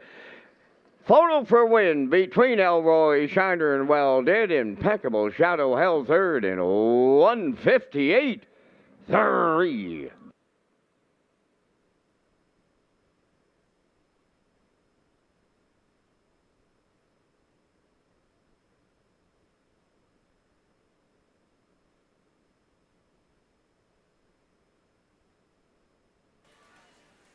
This race shook up a little differently than I thought it would, with the 8 Spacjaro and Campbell leaving out and getting to the lead off Elroy Shiner early, and then released Impeccable Shadow, who I thought wouldn't sit long, get back to the front, but I thought they'd go the distance here today. Not a great effort from the one Impeccable Shadow as he faded late in the stretch. But a couple of veterans that know how to get the win. They duked it out late in the stretch with the 4 Elroy Shiner on the inside, Brady Sweet, and Well Did. We talked about this guy prior to the race, and 57 lifetime wins going into today. Well, now he just makes it 58 as he reaches up in the final strides. Paul Langell and Well Did time it perfectly to win the 5th. 58 incredible lifetime wins. Incredible stuff from the 2 Well Did. Elroy Shiner grabs the deuce. Third is Impeccable Shadow. Spacjaro is fourth, and Melanie's Magic rounds out the top 5. So it's a 2-4-1, 8-3 unofficial super high 5 here in race 5.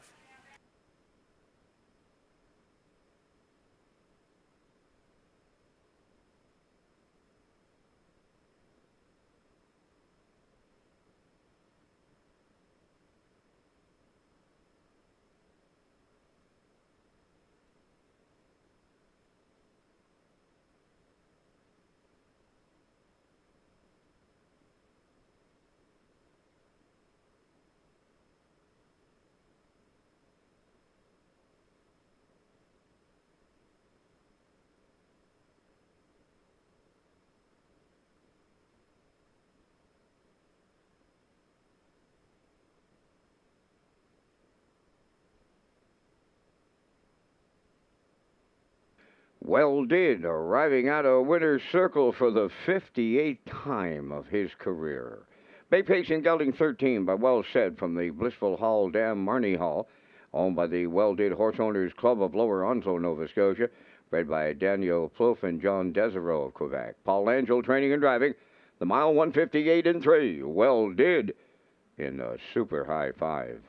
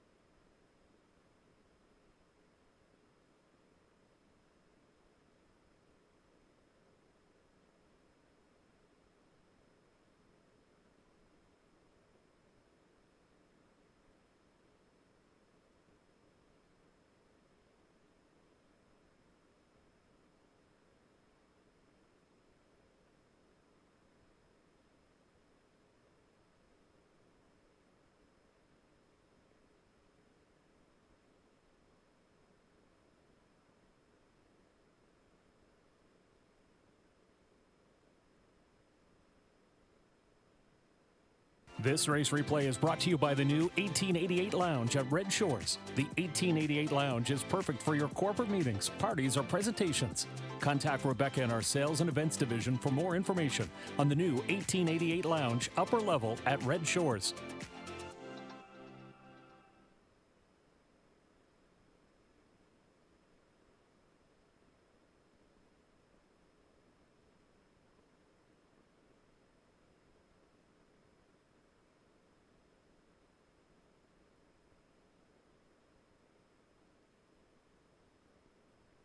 Here's the official results now from the 5th race. Impeccable Shadow 3rd.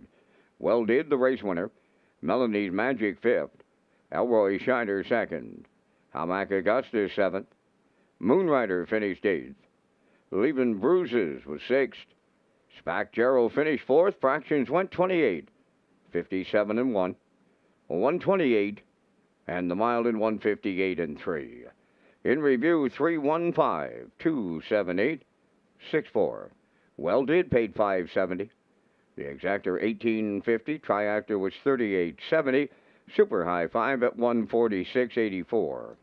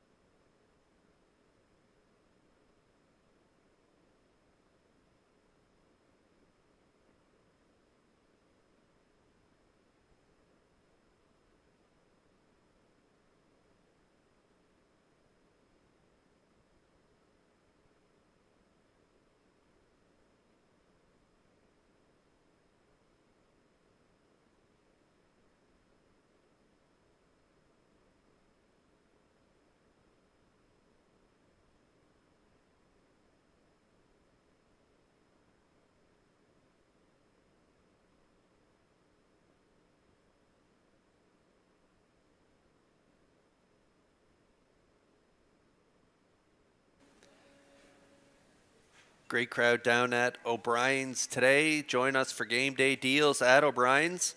Social bar and kitchen on the lower level at Red Shores, Charlottetown every Friday and Saturday from 5 to 11 p.m.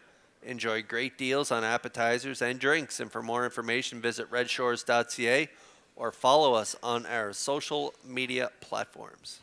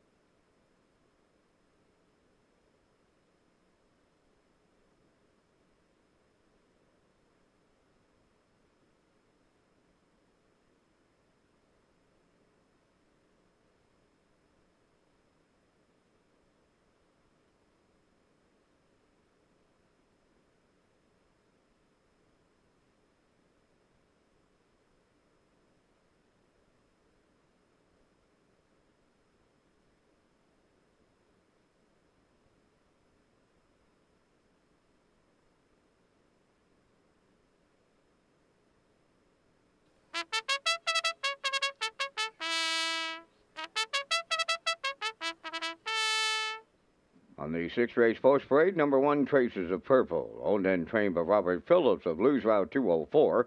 Kenny Murphy drives. Proud of You Today, number 2, owned by Douglas and David Neal, Keith Ford and Ben Matheson. Keith Ford trains and drives. Number 3, Sunseeker, owned by Kayla Gallant of Charlottetown, trained by Ron Matheson, Corey McPherson. 4, Joe King, owned by Tyler Wilkie of Stratford, trained by Kyle Wilkie, Jason Hughes up. 5, Popularity, owned by Maddie and Liam Myers of Stratford, trained by Lenny Myers, Mark Campbell drives. Watch Her Go, 6, owned and trained by Todd Walsh of Charlottetown, Ryan DeRoche.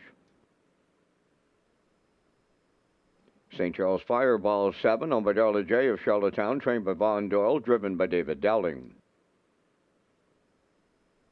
West Coast Kid, number 8, the owners are Lynn McLaren, John McKenzie, Philip Kelly, and Colton Prophet. Trained by Philip Kelly, the drive goes to Mark Bradley. 4 minutes wagering time on race number 6.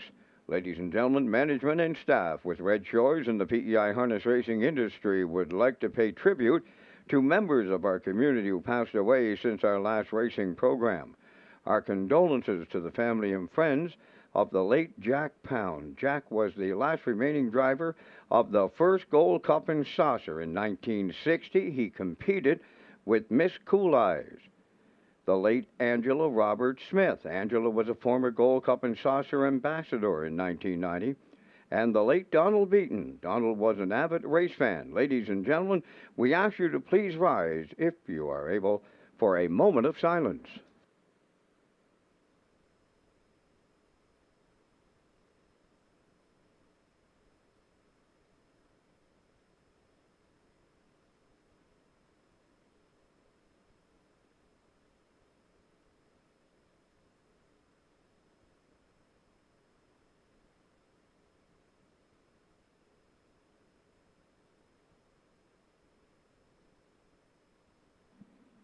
Thank you, ladies and gentlemen.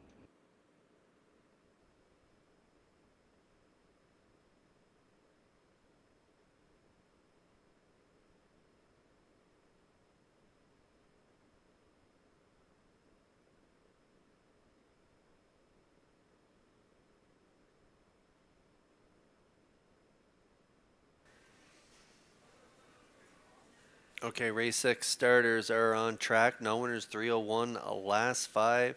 Also eligible non-race winner in 2024 14 starts. 10-1 on the morning line was St. Charles Fireball. Currently a pretty nice price still on the board at 7-1. I was looking for value in here, and hopefully he stays around at the 7-1 level. David Dowling gets along really well with them. They were a winner not too long ago, a dominating winner, and so then they were moved up to that 1301 class, making their way back down the class ladder. I think this guy's in for a real aggressive steer. I think he'll be forwardly placed, probably sitting up in the top 5. as they move off the gate. And then I don't think Dowling's going to wait long. It could be a brush and crush style trip for St. Charles Fireball. I do think he's the one to beat in here. David Dowling doing the driving for it. Darla J of Charlottetown. Von Doyle, the trainer. And so St. Charles Fireball currently dropping a little bit at 5-1 on the board.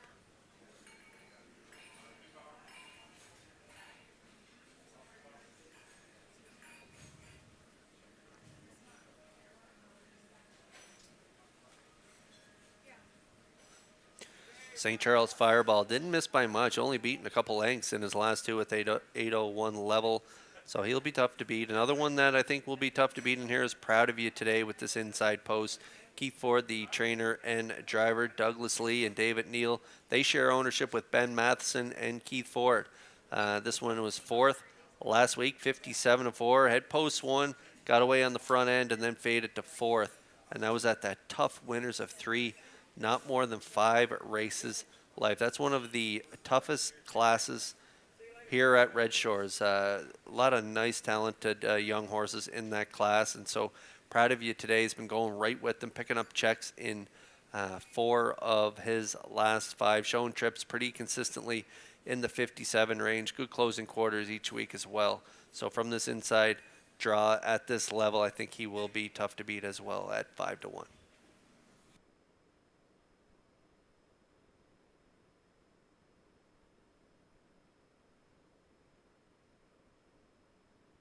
So I like 7-2 in the exactor. I'm going to go with the horse that's getting all the attention on the board, and that is Joe King. This guy's been knocking on the door in his last 3. Third by a length, 3 starts back, 57-1. It's set up perfectly for him.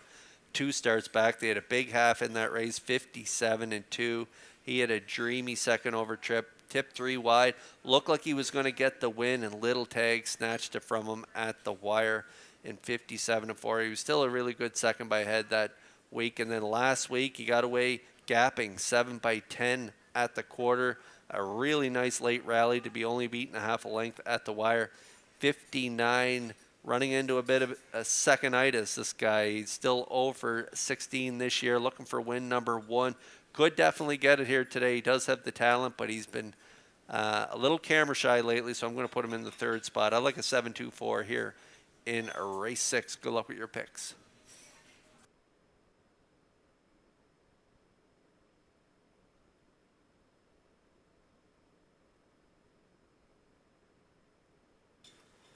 Another full field of 8 going to battle in this 6th race. The 6th race starters are lining up in behind the Metro Home Building Center starting gate, back upstairs for the call to track announcer Vance Cameron. Oh, they got their noses right on the gate in here, Kurt, ready to push it out. Traces of Purple, Proud of You Today, Sunseeker. Joe King, Poplar Artie, Watch Her Go. St. Charles Fireball. West Coast Kid on the grandstand side. It's the 6th race. Post time. Off and pacing, leaving out is Sunseeker along the rail. Traces of Purple. In between them is Proud of You Today as they race round the turn to get away 4th. Joe King, then in 5th, Poplar Artie, 6th. That's Watch Her Go. St. Charles Fireball is 7th, and the trailer, West Coast Kid along the backstretch. And here's Proud of You Today to take the lead for Keith Ford. 2nd, Traces of Purple. Dropping in 3rd is Sunseeker. 4th on the cones is Joe King. Then racing from 5th, Poplar Artie. Moving up 6th is St. Charles Fireball. From the outside, it's West Coast Kid 7th. And at the rail, the trailer, Watch Her Go, 29 and a 1/5 was the first quarter mile. They swing on by the 3/8 pole, led by Proud of You Today by 2. Racing second, that is Traces of Purple. On the move in the outside third, Joe King is underway. 4th up the rail, Sunseeker. St. Charles Fireball takes over 5th. Poplar Artie moved out 6th. Up 7th from the outside. West Coast Kid trailing at the rail. Watch Her Go, 59 seconds flat was the opening half mile as they move round the paddock turn for the second time. 3/8 of a mile to go. And Proud of You Today continuing to lead. Joe King dropped in 2nd. Up 3rd on the outside, St. Charles Fireball. Now racing from 4th, that is Poplar Artie. Sunseeker is out there 3 wide. Point fifth. West Coast Kid is sixth. Seventh, Watch Her Go. Traces of Purple backed right through them, and now the trailer. 3/4 in 1:29 and 2 as they round that top turn for the final time. Down to an eighth to go. St. Charles Fireball. He's been out all the way, and he's the leader turning home. Proud of you today. Coming on the outside third is Joe King. Deep in the stretch now. St. Charles Fireball for Dowling on the line. Joe King is second. Proud of you today will finish third. And the time for the mile, 2 minutes, 3/5.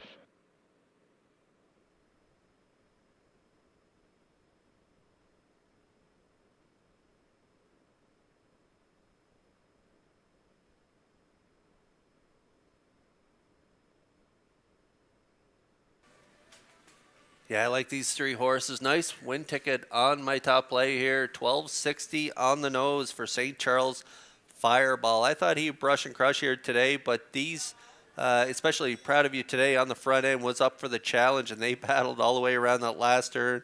Proud of You today got the early fractions there, half 59, 129 and 2. Great drive by Jason Hughes aboard Joe King. They were able to get up into the pocket there for a little bit and then angled out at the top of the stretch to get out on the seven's back, and they're going to get up for the deuce again. So second-itis continues for Joe King as he picks up his third straight second place finish. But with St. Charles Fireball grinds it out here on the outside for David Dowling from post 7, gets the win in 2 minutes 3/5. Joe King second, and Proud of You today, the fraction setter for Keith Ford, grabs the showdown. So it's a 7-4-2 unofficially in the 6th.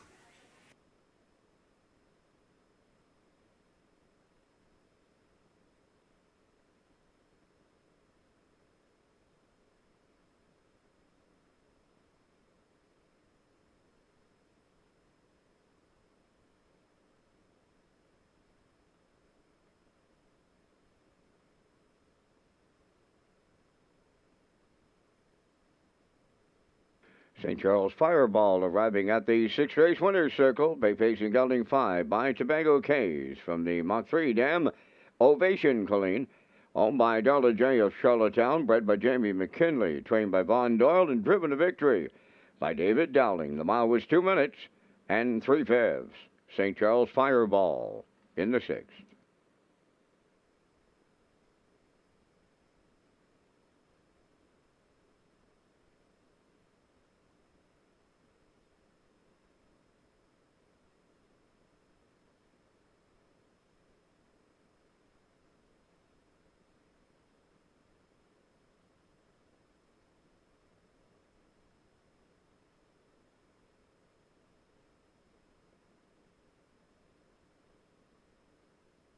This race replay is brought to you by Windermere Farms.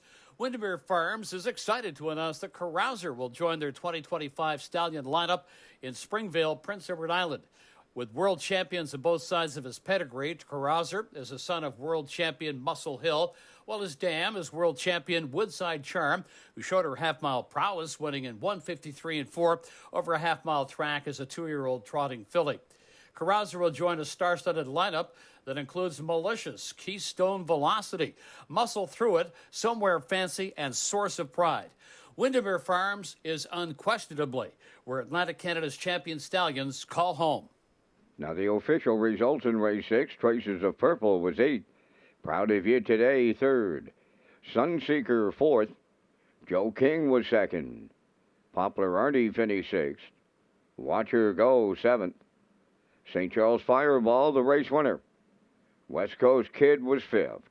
Fractions of 29 and 1, 59, 129 and 2, and the mile in 2 minutes and 3/5. In review, it's 834, 267, 15.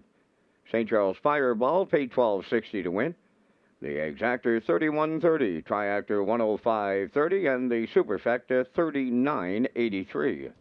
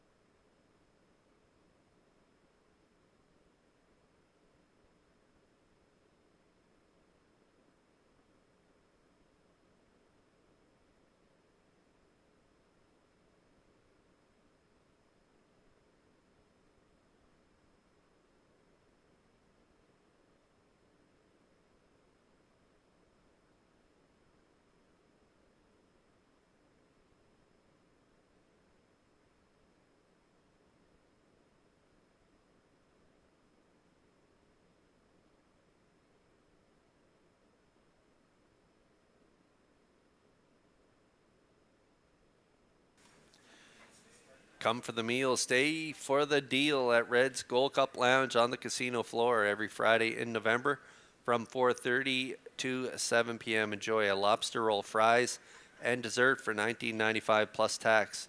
And Rewards Club members get $10 in free play or match play with their purchase. So for more details on the meal and deal, visit Redshores.ca.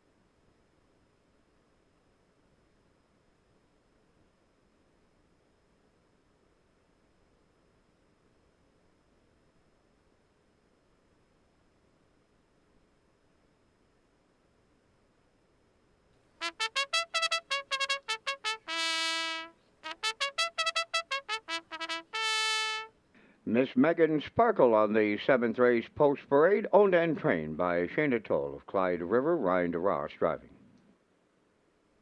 Elm Grove Mistress 2 is owned by Danny Bird of Vernon Bridge, trained by Jennifer Doyle. Jason Hughes drives.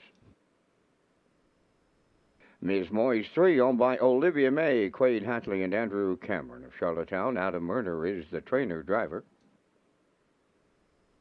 4, Topville Angelina scratch, number 5, J.J. Scarlett, owned by Anthony Beaton of Inverness, Nova Scotia, trained by Landon Campbell. Brady Sweet catch drives. Number 6, the Lady Sheriff, owned by Elizabeth Courtney of Maddox Cove, Newfoundland, trained by Landon Campbell. Mark Campbell drives. 4 minutes wagering time on race number 7. Back down to Kurt Hughes at the HBI broadcast desk with the race day recap presented by Metro Home Building Center.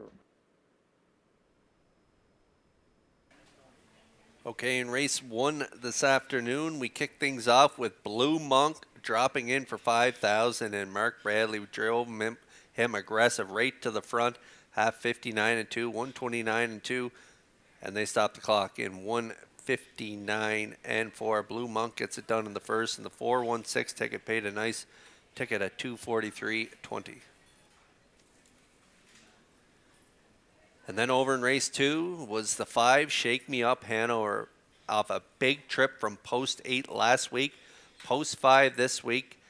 Dropped another crack at this 801 class, actually just moved inside, but Colin Shepard put him right on the front here today, 59, 128-4, and they drew off to win by many in 58-3. And another nice ticket in race 2, the 534 try, paid 170.20.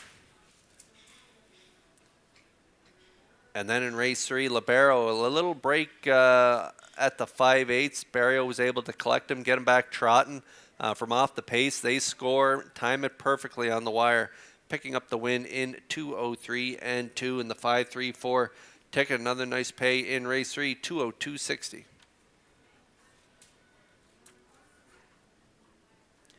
And then race 4 was the Remembrance Day pace, and the claimers, the optional claimers in that race, they're going to finish 1, 2, 3, 4 in here with Two-Tone Terror getting up in the final strides for Brady Sweet to get the win in 2 minutes, a 1/5. And that race was covered in chalk dust as the 4-5-1 paid 15.10. And then in race 5, it was Elroy Shiner getting to the lead late in the stretch. But Well Did and Langell, they're going to time it perfectly and nail him on the line there as Well Did picks up his 58th lifetime win in race 5, and that 2:41.83, 20-cent super high 5. Paid a nice ticket at 146.84.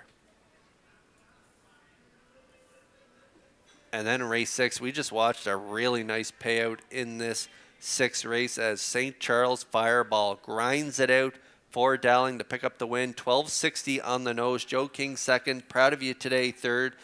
Paid a nice ticket at 105.30. And that is the race day recap presented by Metro Home Building Center.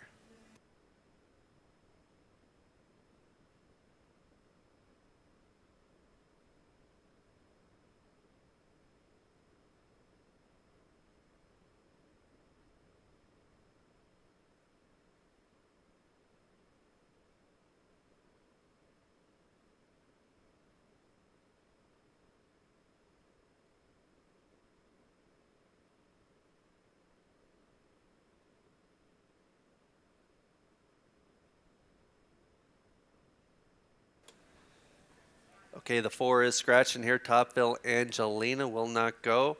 I like the 3-2-4 in here, but I'm going to go with the 3-2-6. I like Ms. Moyes to pick up the win. Adam Murder in the driver's seat. He sends this one out of his own stable. This one's owned by Olivia May, Quade Haitley, Andrew Cameron. They all share ownership of this 7-year-old mare. Buy, roll with it, Harry. This one was a good third-place finisher last time out, 57. And once I was up at the 2051 class last week, dropping down here to the 1551s. Good starting spot, compact field. I think they are definitely the one to beat in here. Ms. Moyes currently 1-9 on the board.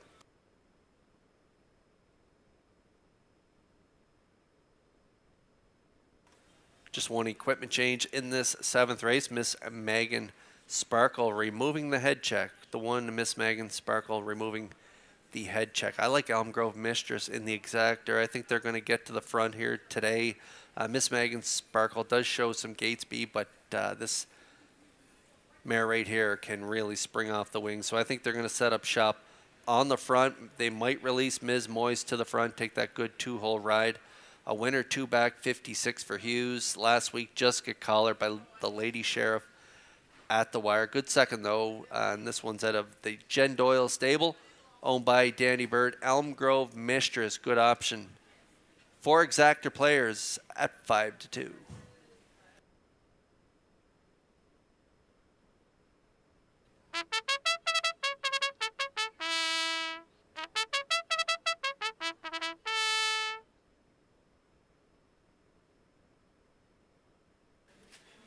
The 6 was a winner at this level last time out. Head post 4, Mark Campbell out of the Landon Campbell stable. Elizabeth Courtney is the owner. The Lady Sheriff. Head post 4 got away 4th and timed it perfectly to get the win by a half a length in 58-3. They move in one spot with the scratch of the 4, so the Lady Sheriff definitely a good option for triactor players. I'm at 3-2-6 in this 7th race. Good luck with your picks.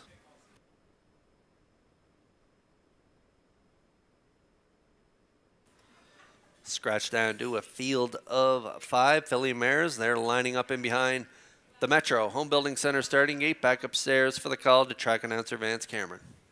Ms. Megan Sparkle, Elm Grove Mistress, Ms. Moyes, J.J. Scarlett, and the Lady Sheriff. Top of the stretch.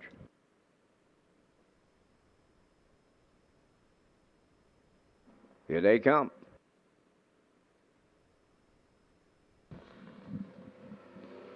The rough and pacing Elm Grove Mistress headed to the front. Ms. Megan Sparkle away second. To get into third is Ms. Moyes. Around the turn towards the rail, 4th is J.J. Scarlett. And the Lady Sheriff will trail here in the early going. Up that backstretch they go, led by Elm Grove Mistress and the Blue Knight, Jason Hughes. Second, Ms. Megan Sparkle in mid-pack third. That's Ms. Moyes. Racing 4th on the cones is J.J. Scarlett. Trailing the field, that is the Lady Sheriff. They're on by the first quarter mile in 29 seconds flat. Elm Grove Mistress cutting this one out. 2-hole ride, Ms. Megan Sparkle. Then third, that is Ms. Moyes. Racing 4th, J.J. Scarlett. Trailing 5th, The Lady Sheriff, no movement as they move towards the opening half mile, led by Elm Grove Mistress. She'll get them halfway home here in the 7th. Second, Ms. Megan Sparkle, continuing third. Ms. Moyes, fourth is J.J. Scarlett. And the trailer, the Lady Sheriff, no right line movement in here off of 59. Second flat opening half mile. They're still in straight alignment at the 5/8 pole, led by Elm Grove Mistress. Ms. Megan Sparkle is second. There's the first move. Coming from the post-time favorite, Ms. Moyes underway. Racing fourth, J.J. Scarlett. And the trailer, the Lady Sheriff. They're at 3/4. Elm Grove Mistress at the rail, the leader. Up to challenge now, Ms. Moyes on the outside second. Third, that's Ms. Megan Sparkle. J.J. Scarlett fourth. Trailing but not out of it with an eighth to go. The Lady Sheriff, 1:29 and 1/3. Homeward bound, and Ms. Moyes is taken over late. J.J. Scarlett, the Lady Sheriff on the far outside. Here's the line now. J.J. Scarlett, Ms. Moyes are in a win picture. The Lady Sheriff was not far away. 1:59 2.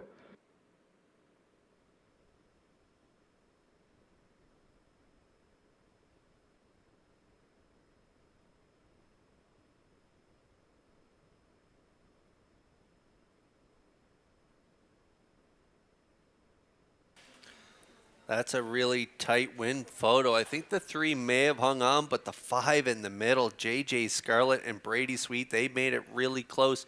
We'll wait to see the results of that win photo. Elm Grove Mistress set up shop on the front, 29 early. I thought Murner and Ms. Moyes would scoot up to the lead then, but no, they elected to sit 3 and make their move up the backstretch as they hit the 3/4, 1:29 and 1, and Ms. Moyes clears up to the lead, but J.J. Scarlett in the middle for Sweet. It's posted now. They're going to reach up and nail it on the line. J.J. Scarlett and Sweet win the 7th. Ms. Moyes grabs second, and the Lady Sheriff on the outside for Campbell going to grab that showed out. So it's a 5-3-6 unofficially here in race 7.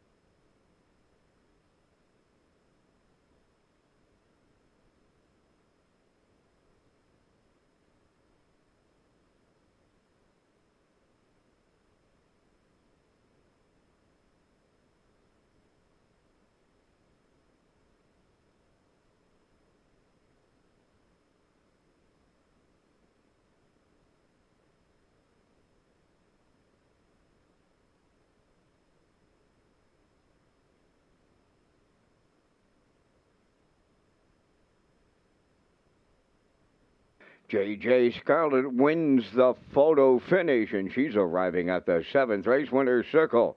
Bay-facing mare 5 by Tobago Cays from the image of Don Dam. J.J. Hanadon, owned by Anthony Beaton of Inverness, Nova Scotia, bred by Jamie McKinley of Clyde River. Trained by Landon Campbell. Brady Sweet got a catch-driving call, and he got the longest shot on the board to the winner's circle. For Brady, that's his second winner for the double. The mile in a 1:59 and 2. J.J. Scarlett and her 15th lifetime victory.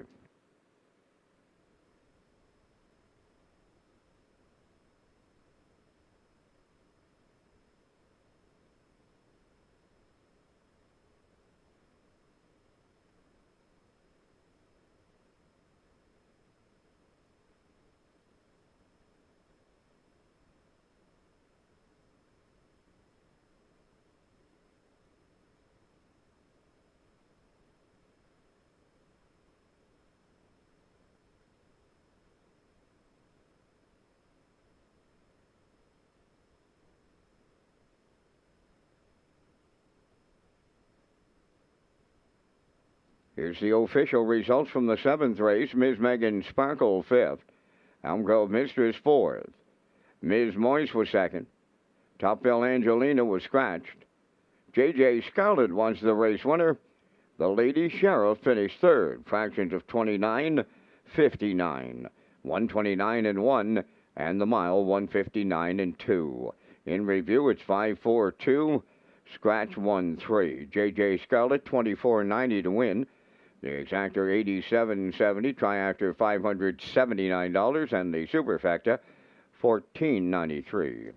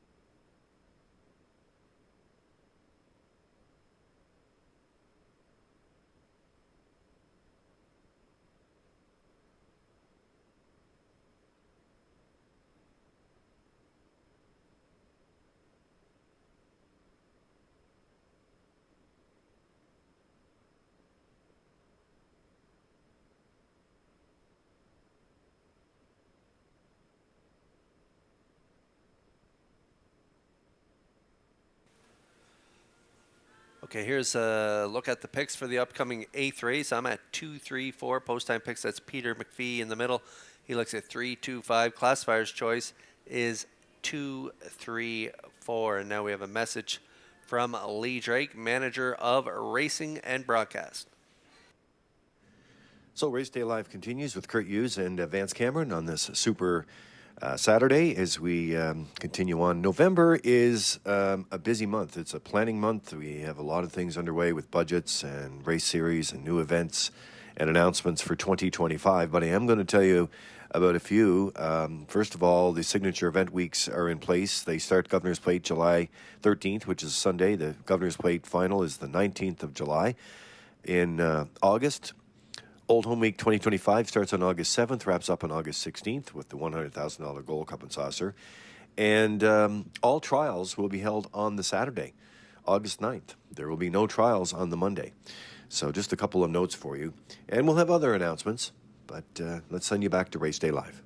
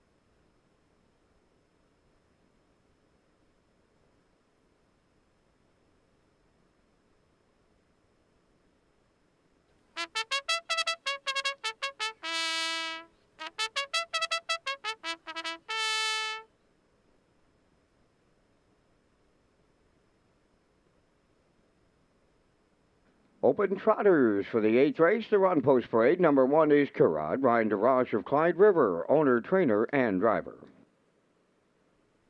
Fight Song number 2, owned by Donald McRae of Vernon Bridge, trained by Ashley Gamester. Jason Hughes drives. Number 3, New Legacy, owned by Danny Byrne of Vernon Bridge, trained by Jennifer Doyle, David Dowling. Chasing Dreams number 4, owned by Ellie Stafford of Conception Bay, South Newfoundland, trained by Landon Campbell, Adam Murner. 5 is Irish Ray, owned by 3 Wiseman Stable of Kingston, trained by Landon Campbell, driven by Mark Campbell. Only 2 minutes wagering time on race number 8. Red Shore is pleased to announce the HBI rewards for PEI customers this fall and winter meet. Sign up and play the horses through HBIBet.com and the new HBI rewards program for PEI.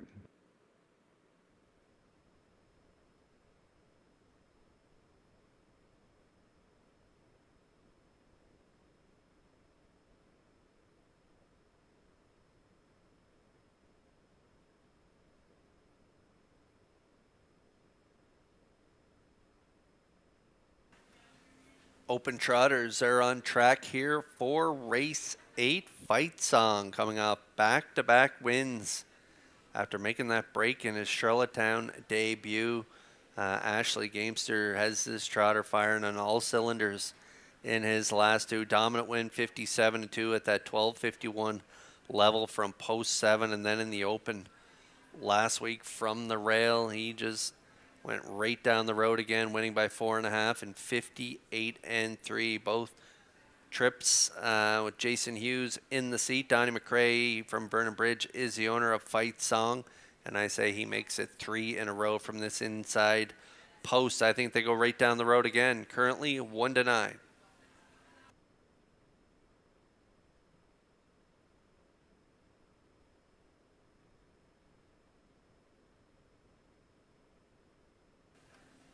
I think the middle 3 on the gate will be sitting 1, 2, 3 in this race, and that's the way I see it setting up. I like New Legacy for second. I think they're going to be pushed out of there today by David Dowling. New Legacy owned by Danny Burt. Jen Doyle, the trainer, and he reeled off 4 in a row prior to that second place finish to Fight Song last week. So Fight Song looks like he is just a little bit better than New Legacy right now, but if New Legacy gets into the 2-hole here today, he could definitely make things interesting. He had post 6 the last 2 weeks. He was a winner 2 back, 57-3, and then he got into the 3-hole last week, and then moved up into the 2-hole around the last turn and finished second by 4.5. So if he gets into the 2-hole here today, like I said, he could make things interesting in the stretch. Currently 7-1 on the board.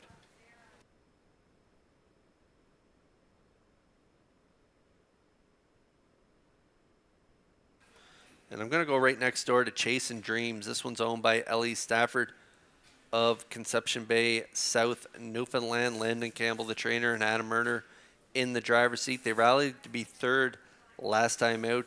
Mark Campbell in the driver's seat, and behind Fight Song and New Legacy. He has really good gate speed as well. The veteran with 24 lifetime wins should get a good trip up in the top 3, and I could see them grabbing the 3 spot in here. So I'm at 2, 3, 4. Good luck with your picks here in the Open Trot.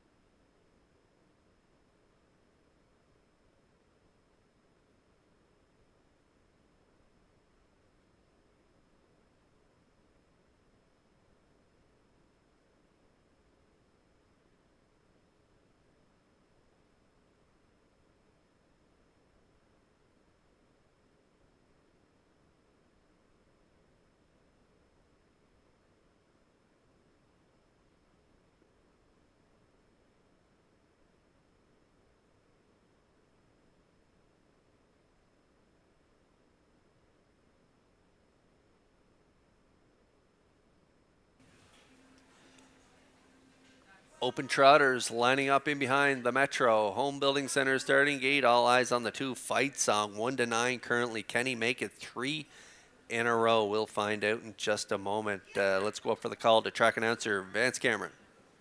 Those Open Trotters are Curvad, Fight Song, New Legacy, Chasing Dreams, and Irish Ray. Top of the stretch. Here they come. The rough and trotting Irish Ray on the far outside. Fight Song is in between horses. Curad towards the rail. Also joining the fray into the turn. New Legacy as they swing over to the opening 8th. Fight Song at the rail, the leader. New Legacy will look for the 2-hole ride. To get away 3rd, Irish Ray. 4th is Curad. And the early trailer, that is Chasing Dreams 5th. Along the backstretch they go. Approaching the opening quarter. Fight Song and the Blue Knight use their quarter full leading. Second is New Legacy trotting around the turn now. 3rd, that's Irish Ray. Curad has a 4th, and the trailer, Chasing Dreams 5th, 29 and 2 the opening quarter mile. They're in straight alignment, these Open Trotters. On the point, Fight Song is the leader. Racing from 2nd, New Legacy. Irish Ray continues 3rd. 4th is Curad, and the trailer, Chasing Dreams 5th. They're halfway home in the open trot, led by Fight Song. Racing from 2nd continues New Legacy, right with the leaders 3rd. Irish Ray 59 and 3 the halfway home time. With 3/8 of a mile left to go, the unchallenged leader, Fight Song, taking them to the back stretch in 3/4. New Legacy, a textbook 2-hole ride, dropping back 3rd. That's Irish Ray, racing 4th and moving up on the outside. Chasing Dreams, and now the trailer. That is Curad. They go by 3/4. Fight Song is still there in 1:30 and 3. The only one with a shot at the leader, that is New Legacy, 2nd with an 1/8 to go. Chasing Dreams picks up 3rd. Irish Ray 4th. Curad 5th. And they're homeward bound in the open trot. We have a new king of the trotters, and his name, Fight Song, and the Blue Knight U's get their 3rd in a row in going away fashion. New Legacy 2nd, Chasing Dreams 3rd. 2 minutes, 2 fifths.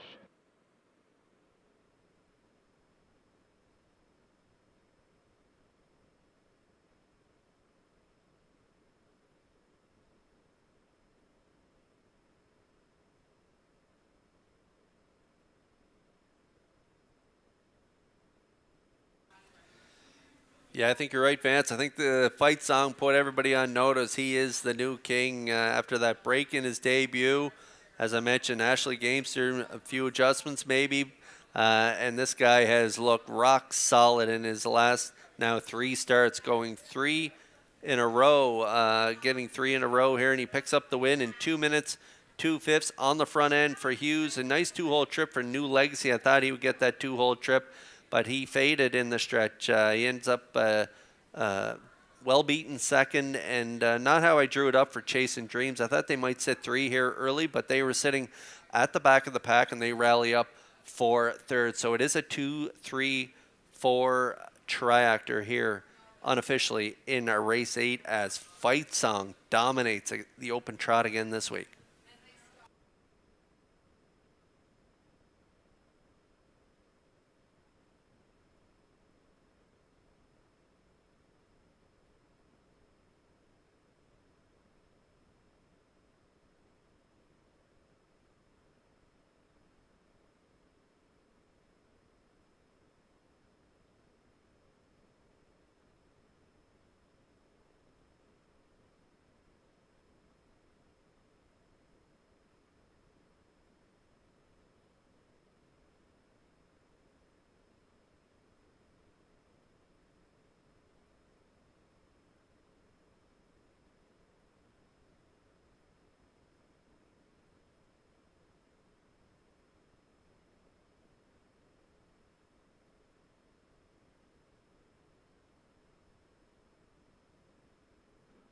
Well, he made it look easy again this week as he captures Another open trot, relatively newcomer to Charlottetown, is the new king of the trot, and that's number 2, Fight Song, trotting Bay Gelding 5 by Cadabra from the Muscle Hill Dam.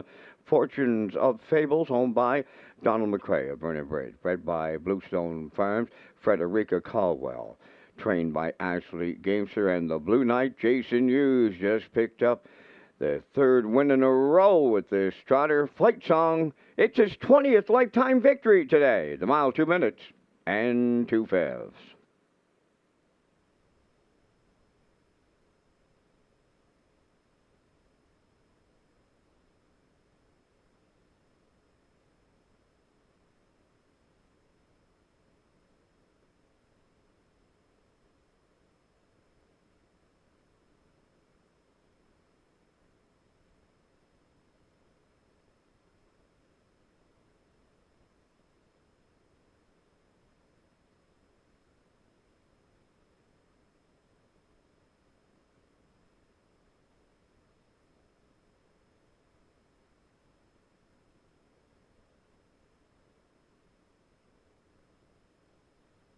Here's the official results in race 8. Curad finished 5th. Fight Song the winner. New Legacy 2nd. Chasing Dreams was 3rd. Irish Ray finished 4th. They went 29 and 2, 59 and 3, 130 and 3, and the mile 2 minutes and 2/5. In review, it's 51234. Fight Song paid $210. Exactor $3. Triactor $540. Superfecta $111.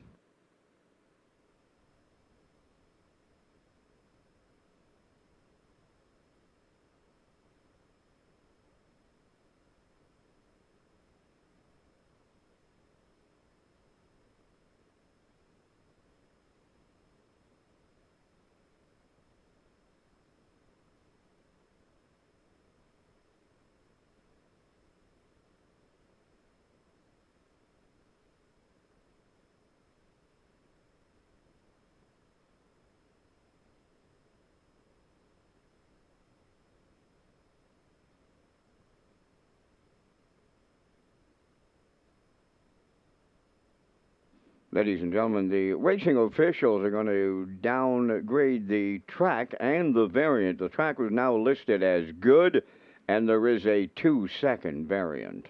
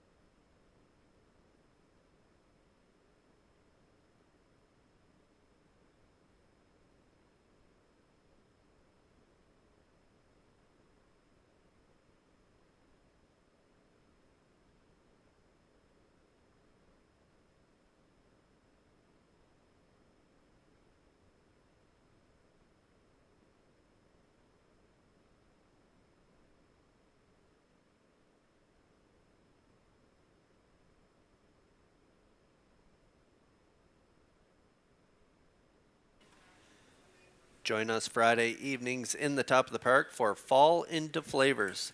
Enjoy all of your fall flavored dishes that bring the best of the season to your plate. Seating is available from 5 to 8 p.m. and reservations can be made by calling the Top of the Park at 902-620-4264.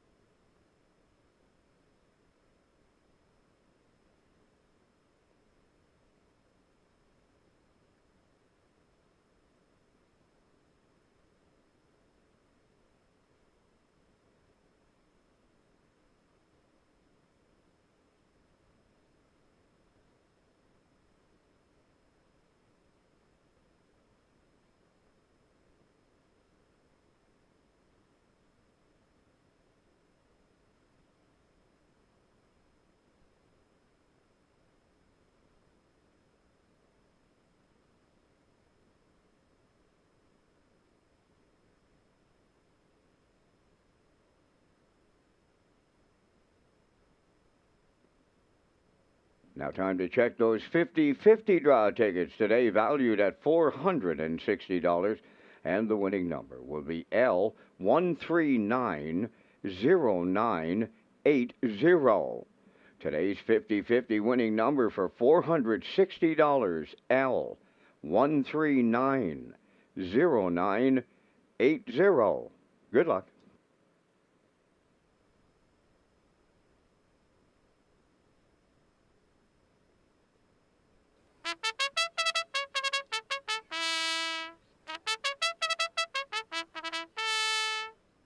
Nolan's Magic's Way leads the ninth race on Post Freight, owned by Dale and Ronnie Rennie Incorporated and Melissa Rennie out of Murner Trains and Drives. Phil D'Orleans 2, owned by Ken and Andrew Williams and Lyndon Hardy, trained by Ashley Gamester, Jason Hughes up. Fernhill Gusto 3, owned by Greyland Farm of Stratford and Joseph Gamble of Gulf Shore, Nova Scotia, trained by Lenny Myers, David Dowling. All About the Cash 4, owned by Jeff Holmes, Trevor and David McDonald, and Leonard Doyle. Jeff does the training. Paul Langell drives. 5, Mr. Riley, owned by Jimmy Gorm of South Melville, and Darlene Compton of South Pennant, trained and driven by Corey McPherson. 6, Avatar J is Scratch. Number 7 is Navalny, owned by Dale and Ronnie Rennie Incorporated of Elmsdale, trained by Adam Murner. Gilles Barrio catch drives. 4 minutes wagering time on a race number 9 for race programs, post-time picks, backstretch beat, race replays, and more.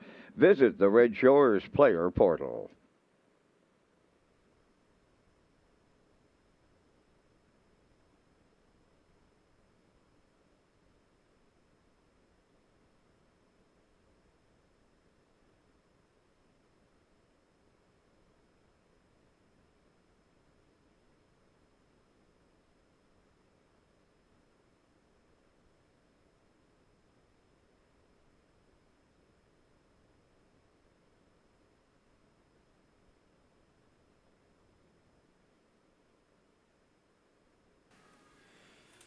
Okay, race 9 starters are on track. No winners, 2,051 last 5. I think we were all on board the 6 Avatar J, but unfortunately he is scratched out of this one. So the 6 is scratched, and that opens things up. It is a wide open event. I'm going to go with Mr. Riley on top of my ticket. He's been rock solid in his last 4. He is a win, 2 seconds, and a third.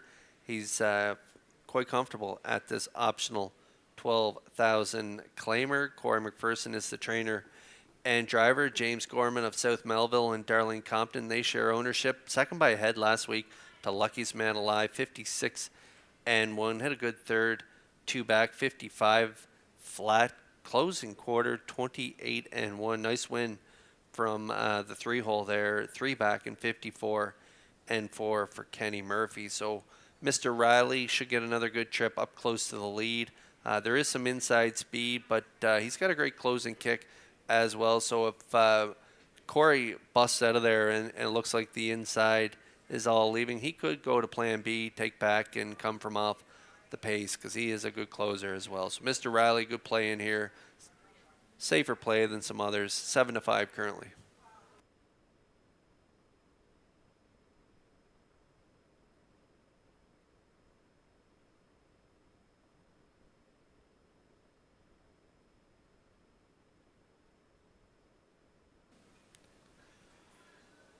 Okay, there's the 3 Fernhill Gusto, Greyland Farm, Joseph Gamba, they share ownership. Lenny Myers, the trainer. David Dowling's in the driver's seat. This one was a little flat last week. He closed strong 2 weeks prior to that. 3 starts back, second by a neck for Hughes, 54 and 4. They didn't shake loose until the last 1/8 of the mile, and it looked like he was shot out of a cannon that week as he closed really strong in the stretch. And then 2 starts back, he closed 27 and 4. But last week off that big half, 55 and 2, I thought he might mop them up, but he ended up finishing 5th. Only closed it out 30 and 4. So we'll see if he can bounce back here this week with another good closing finish. Fernhill Gusto has a great starting spot and could land on the ticket if he's a little better this week. 8-5 currently.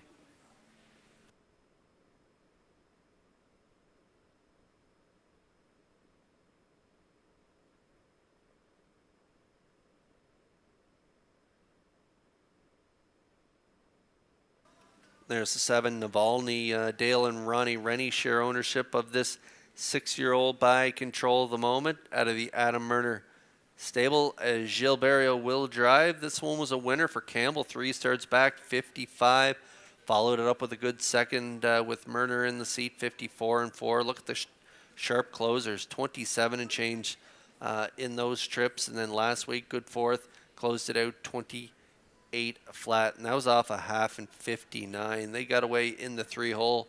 Couldn't make up any ground off that soft opening half. And so Navalny moves in 1 spot with the scratch of the 6. I like this guy to round out my triactor play. I'm at 5-3-7. Go look at your picks here in race 9.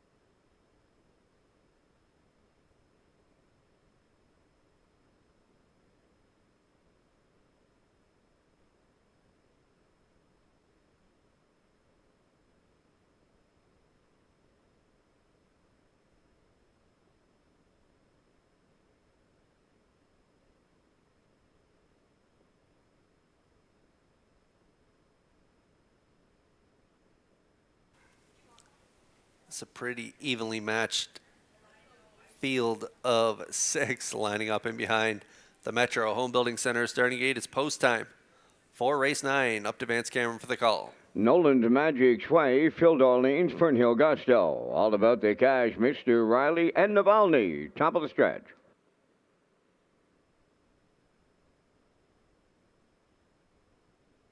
Approaching the start.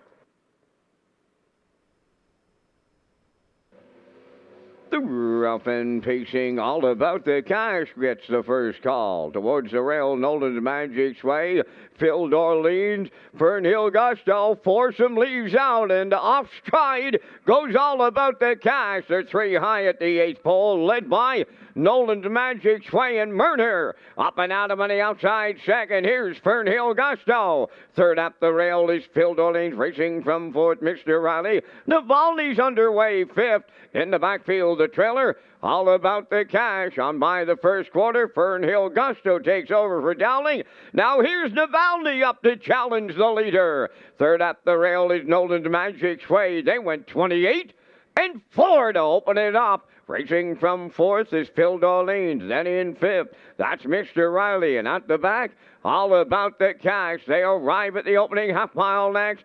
Fernhill Gusto giving the cold shoulder to Navalny. Right there in the pocket, 3rd is Nolan's Magic Sway. Phil Darlene's 4th. To the outside, 5th is Mr. Riley. Then the trailer, all about the cash. 57 and 4 over to the opening half mile. And they swing on by the 5/8. Fernhill Gusto is the leader. Navalny the challenger. Mr. Riley gonna try his luck. 3 wide on the outside, 3rd. 4th up the rail, Nolan's Magic Sway. Phil Darlene's a contender, 5th. In the backfield, all about the cash. They go by 3/4. They're 3 high here in the late going. 3/4 in 1. 29 and 1. Fernhill Gusto still there with an 8 to go. Mr. Riley is taking over 2nd. Nolan's Magic Sway 3rd. Way wide, Phil Darlene's. They're in deep stretch now in an all-out slugfest. That is Mr. Riley on the far outside for Corey McPherson. Phil Dorleans was second. Fernhill Gusto third. They were tired. 2-0, 1-1.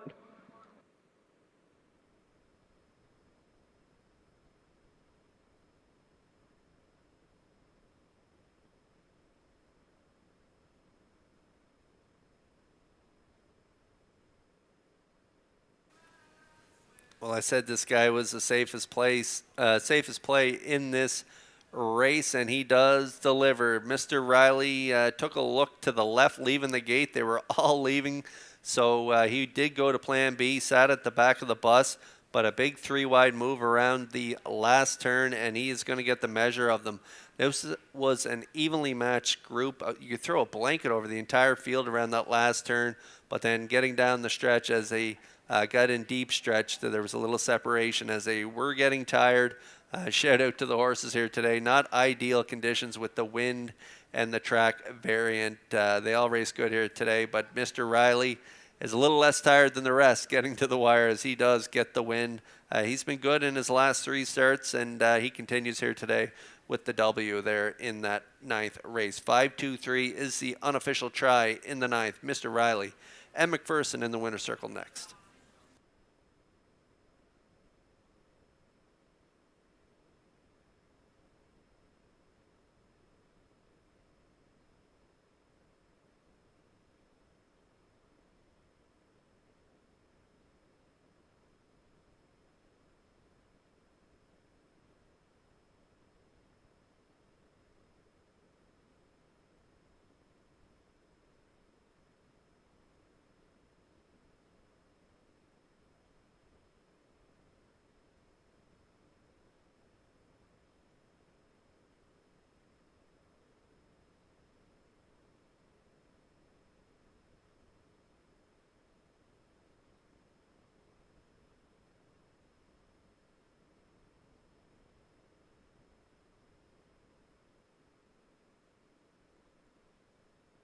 Mr. Riley arriving at the ninth race winner's circle. Big Pace and Gelding, he's 6 years. The son of Steelhead Hanover off the Artist Cape Dam Chocolate Art.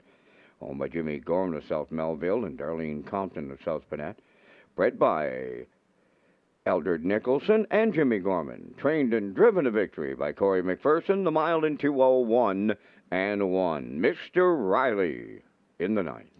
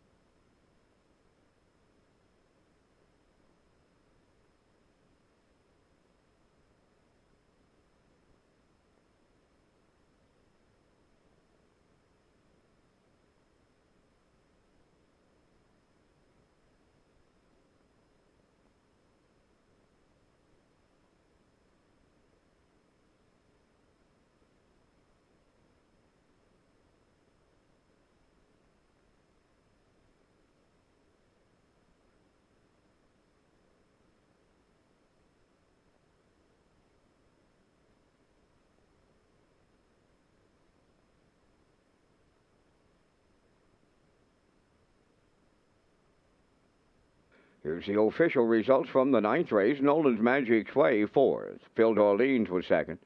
Fernhill Gusto, third. All About the Cash was sixth. Mr. Riley was the race winner. Avatar J was scratched. Navalny finished fifth. They went 28-4, 57-4, 129-1, and the mile in 2:01-1. In review, 4-2-3, 6-1, scratch 5. Mr. Riley paid $7.50. The exactor 66.60, triactor 161.80, and the superfecta 41.97.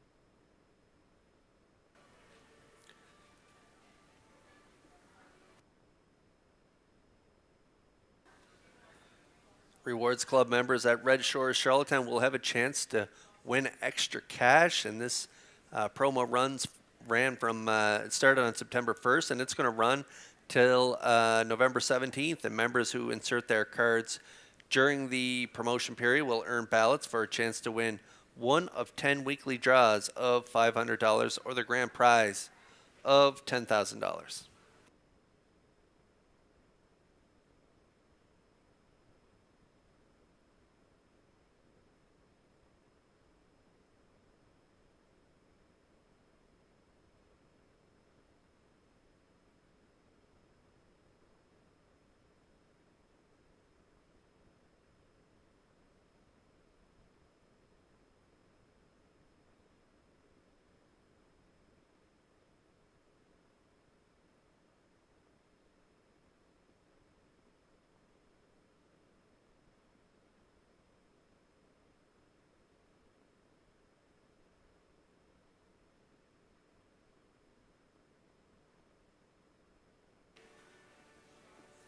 Okay, so the 4 is scratch in this race. Rock and Roll K's will not go, so I've adjusted my plays.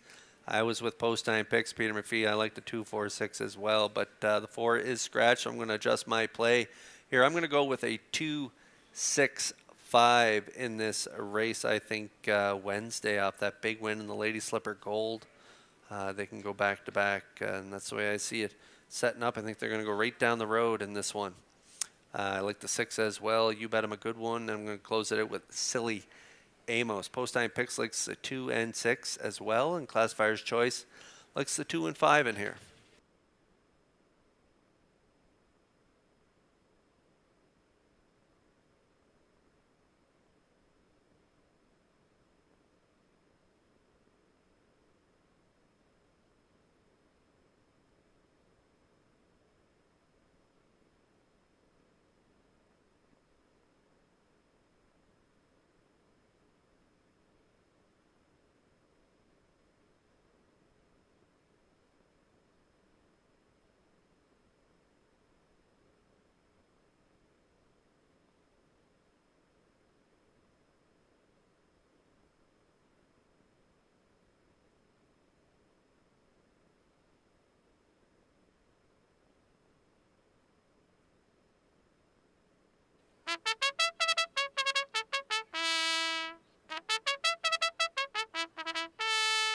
On the 10th race post parade, number 1, Twinbee Solitaire, owned by Amanda McTavish of Harrington and Barry McTavish of Belfast. Stephen Murphy trains and drives. Number 2 is Wednesday, owned by Jackie Heffernan of Somerville, trained by Miles Heffernan Jr. and driven by Miles Sr. Andrew Campbell of New Waterford, Nova Scotia, owns and trains. Corey McPherson drives. Number 3, Waterford Girl. 4, Rock and Roll K's is scratch. 5 is Silly Amos, owned by David Kent of North Rustico. Kenny Arsenault trains and drives. You Bet I'm a Good One wears number 6, owned by Jeff Lilly, Blair McLaughlin, and Mark Gallant. Jeff does the training, driven by Gilberto. Number 7 is Dollywood. Mark Bradley in the driver's seat today for owner-trainer Paul Doyle, Charlottetown. 4 minutes wagering time on race number 10. Back to Kurt with another reminder of the PEI Matinee Banquet coming up on Wednesday, November 13th. That's right. Vance comes up this Wednesday, the 2024 PEI Matinee Banquet. Again, it's scheduled for this Wednesday night, November 13th, in the Top of the Park restaurant at Red Shores, Charlottetown. Doors open at 6:30 p.m., followed by the meal and award presentations at 7. To purchase tickets, please contact Julie Jameson at 902-569-1682.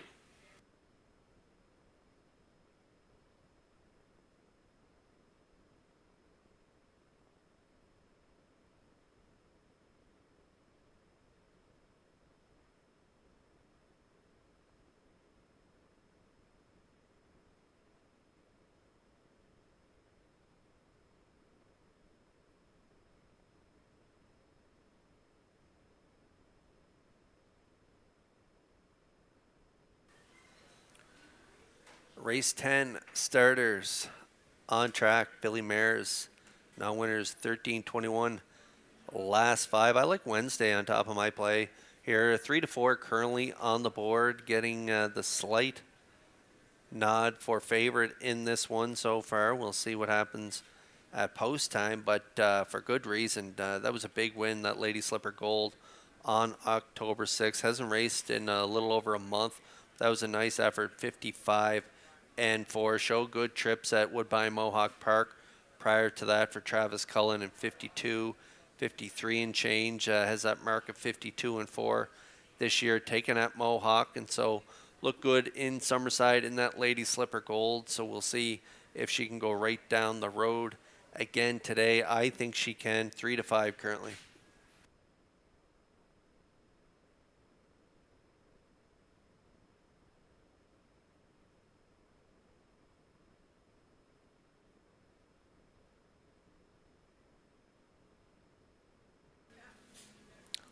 I like the sophomore filly Wednesday on top. I'm going to throw a few classy old veterans in here for second and third. I'm going to throw You Bet 'Em a good one in for second on my ticket. Real good third last week for Adam Murner, 59 and 4. Was out around that last turn and fought gamely to pick up the show prize. And prior to that, good two-hole ride to a third place finish, and then 3 starts back, just missed, second by neck in 56 and 1. Barrio was in the seat on that day. Barrio back in the bike, as you can see there, getting a little adjustment. Looks like they're putting the earplugs, maybe some earplugs fell out of You Bet 'Em a good one. So just putting those plugs back in.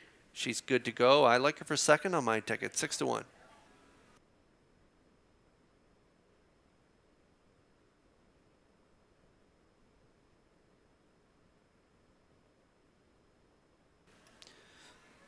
I'm going to put Silly Amos in for third on my ticket. This one usually doesn't get a lot of attention on the tote board, but she gives 110% each and every week she goes on the racetrack. If you look down her lines, all good closing quarters, 29 and change, 28 and change a few times.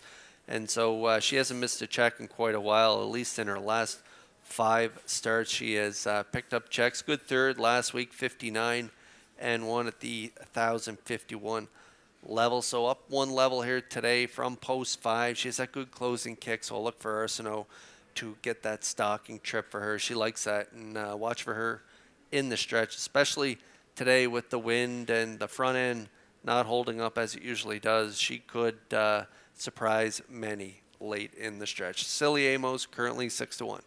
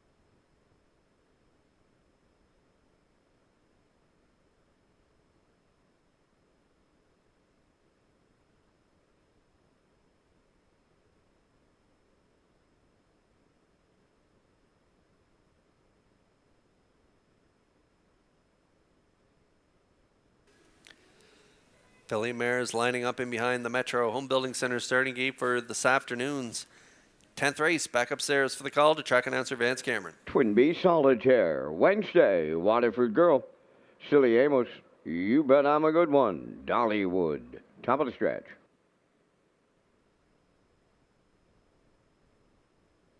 They're approaching a start.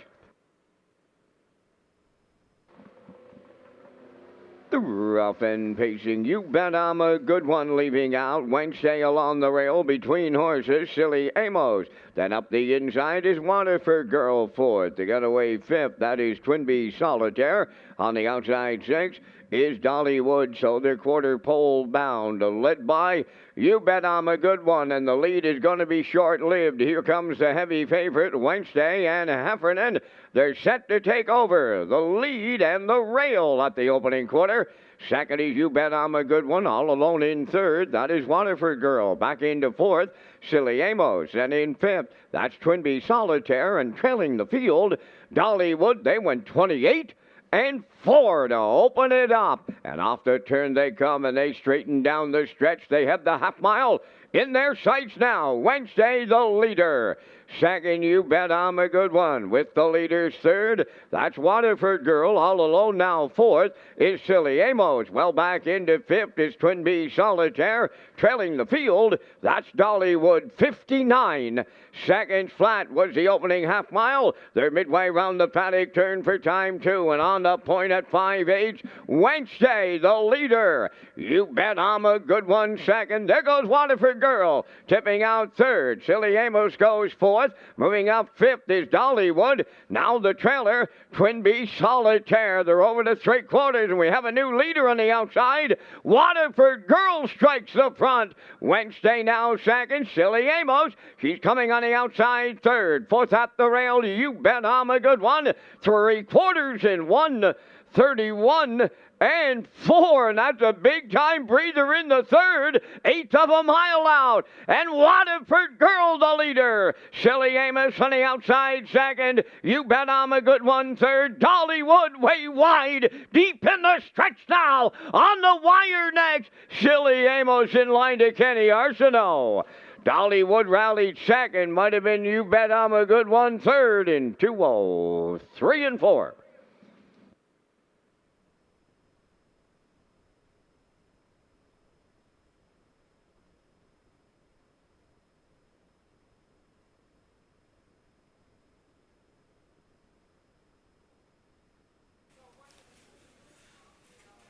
Front end speed continues to get punished here this afternoon in these conditions. Wednesday back to the front after releasing You Bet I'm a Good One early, 28 and 4. Got a nice middle half breather though, 59, 131 and 4 to the three quarters. No excuse for Wednesday. Maybe fitness did play a factor. A little over a month since that Philly race, so fitness could have played a factor in this one as she faded in the stretch. But Silly Amos, I talked about this mare prior to the race. She gives 110% each and every week. Arsenault set up shop second over a perfect trip, tipped her 3 wide, and she responded down the stretch, gobbled up Racetrack, and picks up the win at 5-1. Big effort from Silly Amos here in race 10. Dollywood up for the deuce at long odds, and Waterford Girl will grab the show dough. So it's a 5-7-3 unofficially in race 10.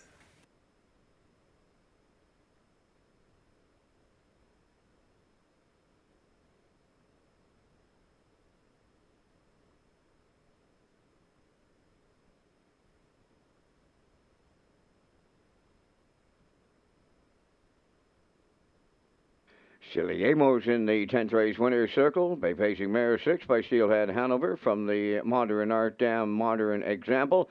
A homebred of David Kent of North Rustico. Kenny Arsenault trains and drives. The miles in 2:03 and 4, and that's Silly Amos in the 10th.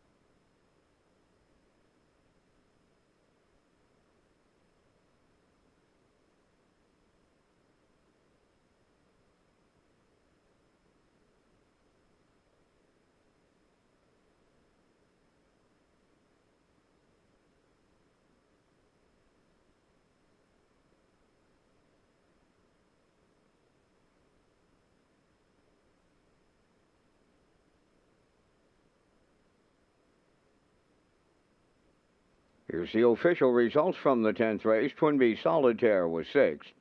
Wednesday finished 5th. Waterford Girl 3rd. Rock and Roll K's was scratched. Silly Amos was the race winner. You Bet I'm a Good One, 4th.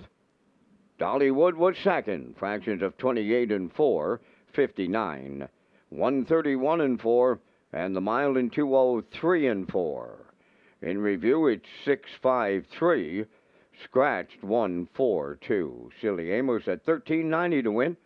The exactor $125.30. Triactor paid $1,189.05, and the superfactor was $50.19.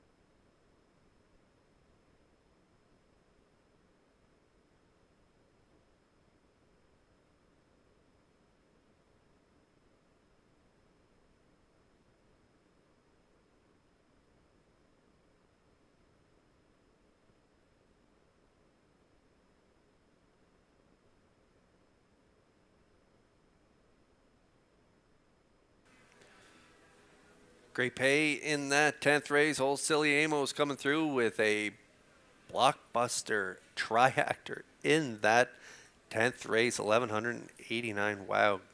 Congrats if you connected in that 10th race. I want to tell you about Race Day. It's an official Red Shores broadcast network. Our broadcast features exciting action, camera angles in HD, commentary, interviews, paddock cam, and more. And for post-time picks, player portal, and free programs, go to Redshores.ca.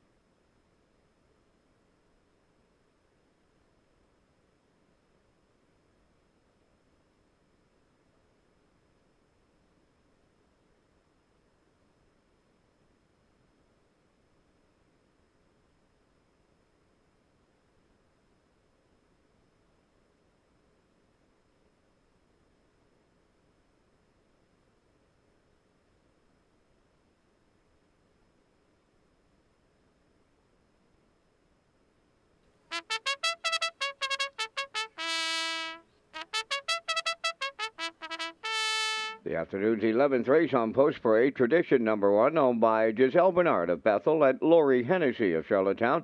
Trained by Gordy Hennessy, today Corey McPherson drives. Luckiest Man Alive number 2, owned by Mike Pollard of Stratford. Trained by Jennifer Doyle, driven by David Dowling. Bacon on a Biscuit, number 3, owned by Brittany Watts of Springvale, Corey Livingston of Village Green, trained by Adam Murner, Mark Campbell catch drives. Here's to Art, number 4, owned by Clark E. Smith, Don E. Smith, and Paul Hogan, trained by Cliff Murphy, Kenny Murphy drives. Rock'em Sock'em Scott, number 5, owned by Gerard Kennedy of Marion Bridge in Nova Scotia, trained by Ron Matheson, Gilles Barriol. Well Said Celeb is 6, owned by Blair and Carl Hansen, Isaac Skirman, and Shane Essen. Adam Murner trains and drives. Number 7 is Privilege, owned by Renison Racing of Truro, Nova Scotia, and Robert Tate of Riverview, New Brunswick, trained by George Renison, Miles Heffernan in the sulky. Down to 4 minutes wagering time on race number 11. 4 minutes to post time. Follow Red Shores' official social media platforms on Facebook, X, and Instagram to get the most accurate, up-to-date information on racing, restaurants, casino, and gaming floors.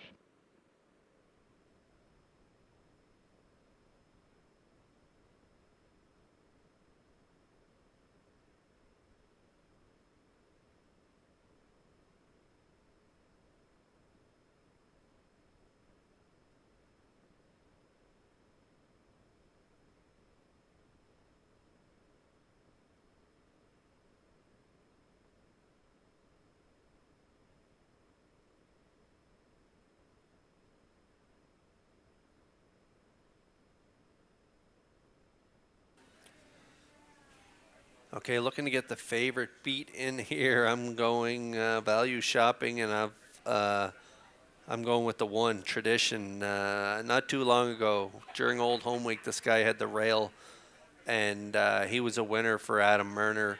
53-3. That's his lifetime best, and he did it from post 1. And so he moves back into post 1 here today. Gets a little class relief. He's been racing pretty gamely at that now winners of 29.51, where you can see he was a good third place finisher, 53-2, 4 starts back, and then has been racing at the 23.01 class last week. Never really got into the mile. Gordy Hennessy was in the seat on that day, and he was race time 57-2. So Corey McPherson picking up the drive here today. Corey was on the bike 3 starts back, where they were 6 from post 7, but only beat 4 1/4 at the wire. Race time 53-4, and against some pretty nice horses like Jules Dragon, Island Beach Boy, and JK Last Chance. Dropping here to the 18.01 level, last 5 with Corey in the bike. He doesn't have a lot of gate speed, but he left out really well that time he had the rail during Old Home Week, as he picked up the win in 53-3. So I think from the rail, if Corey's really aggressive, you might see this guy in the winner's circle after this race. Good price on him right now at 5-1.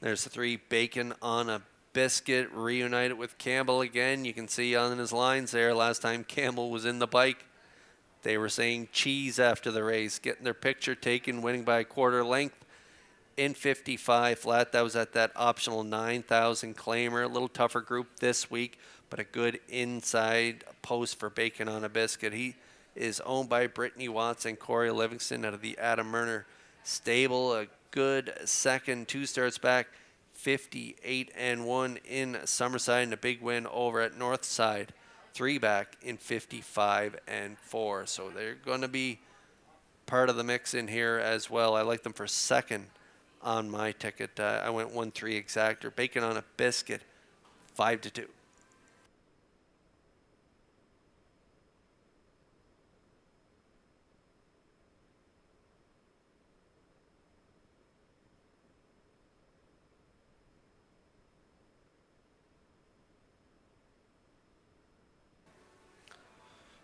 And this guy will most likely be on the front end here today. I think David Dowling will put the pedal to the metal just as Damien has done in his last 2 starts. He was a runaway winner, 2 back by 8 and change in 53 and 2. And then last week on the front end, up in class at the optional 10, he was able to get to the lead, and he was dead game down the lane, holding on for the narrow victory by a head in 56 and 1. Another powerhouse out of the Jen Doyle stable. This one's owned by Mike Pollard. Good inside draw for Lucky's Man Alive.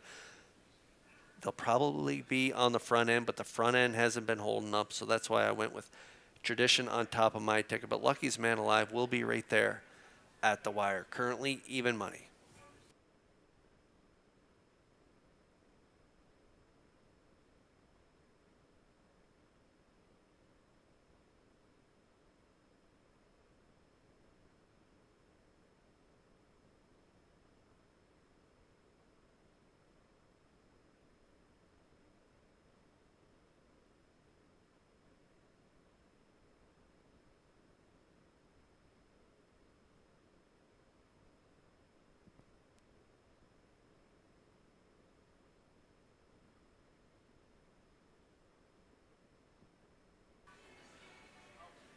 Race 11 starters lining up in behind the Metro Home Building Center starting gate. Let's go back upstairs for the call to track announcer Vance Cameron. Tradition, Luckiest Man Alive, Bacon on a Biscuit. Here's Stuart. Rock'em Sock'em Scott, Well Said Celeb, and Privilege, top of the stretch. 11th race, ready for a start. The rough and pacing Rock'em Sock'em Scott. Here's Stuart towards the inside. Luckiest Man Alive will lead them around the turn. Up the rail, Tradition second from the outside. Here's Stuart third, fourth up the rail. That's Bacon on a Biscuit. Moving into fifth, Rock'em Sock'em Scott. Sixth is Well Said Celeb.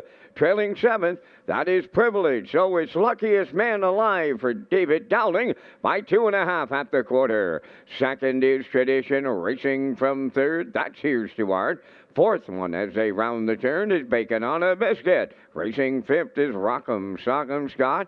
Sixth is Well Said Celeb, and trailing seventh, that's Privilege. 28 and 3, the opening quarter. Straight alignment as they move next to the opening half mile, led by Luckiest Man Alive. Racing from second, that is Tradition. Continuing third, that's Here's Stuart. Fourth is Bacon on a Biscuit. Rock'em Sock'em Scott in fifth. From the outside, Privilege, and up the rail, Well Said Celeb, 57 and 4. Halfway home time, they're arriving at 5/8. 2 lengths out in front is Luckiest Man Alive, taking them now to 3/4. Tradition is second, Bacon on a Biscuit on the move in the outside third. Fourth up the rail, Here's Stuart. Rock'em Sock'em Scott fifth. On the outside, Privilege sixth. Trailing at the rail seventh, Well Said Celeb. On the outside, we got a new leader in the late going. Bacon on a Biscuit takes over. 3/4 in 1. 27 and 4. They're in the home stretch now. Bacon on a Biscuit quickly by 4. Luckiest Man Alive on the outside. Tradition on the wire next. It's the Mark Campbell catch drive on Bacon on a Biscuit. All alone on the wire. Luckiest Man Alive looks to hold on second with Tradition third in 1:57 and 1.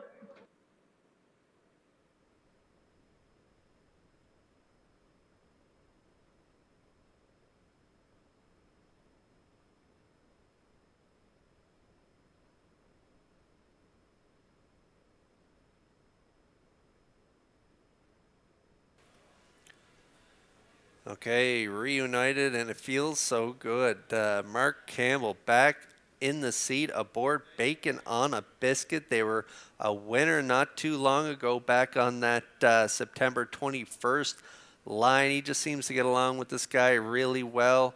It's when he used to train and drive, and he's back on board here today. Brush and crush style victory, and they draw off to win a Jogburger in the 11th for Bacon on a Biscuit as they sat off that hot early pace put up by the luckiest man alive in 57 and 4 to the half.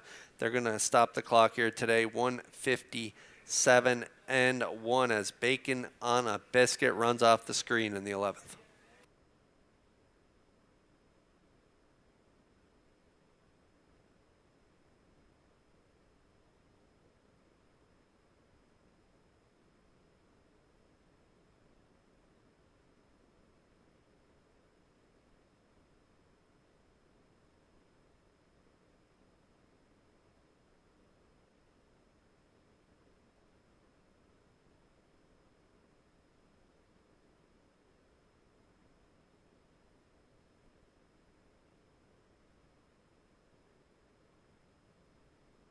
Bacon on a Biscuit arriving at the 11th race winner's circle. Bay Pacing Gelding, he's 4 by Tobago K's. Off the Mach 3 Dam, Ovation Colleen, owned by Brittany Watts of Springvale and Corey Livingston of Village Green.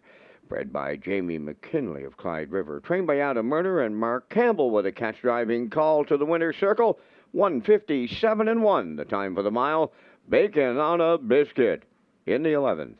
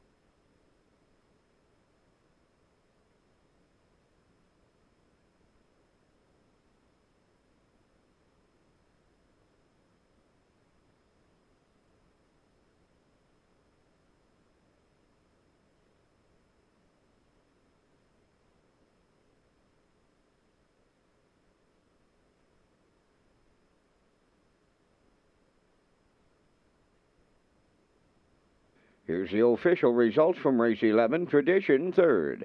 Luckiest Man Alive was 2nd. Bacon on a Biscuit, the race winner. Here's to Art was 6th. Rock'em Sock'em Scott, 5th. Well Said Celeb was 7th. Privilege finished 4th. Fractions went 28 and 3. 57 and 4. 127 and 4. And the mile in 157 and 1. In review, 3-2-1. 6574. Bacon on a Biscuit paid $10.50. The Exactor $14.20. Triactor $24.90, and the Superfecta was $15.40.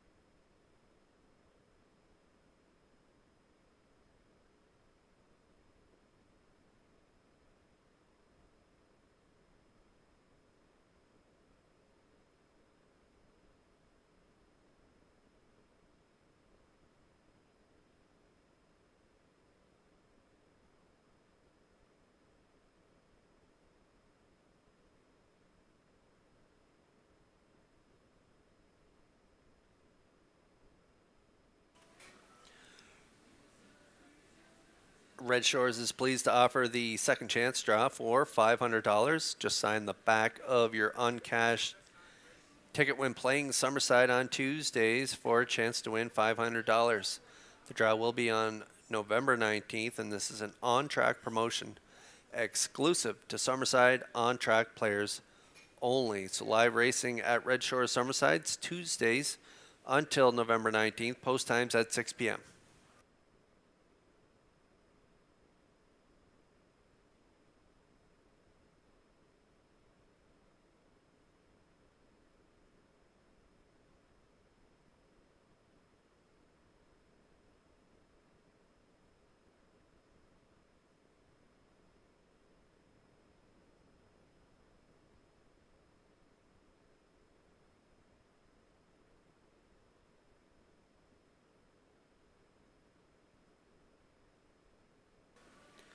Race 12 coming up next. There's a look at our selections for the upcoming 12th race. I'm at 274. I think Shadow's Terror from post 2 dropping in claiming price. I think they are the ones to beat in this race. Currently 6-1 on the board. 274 for me. Post time picks.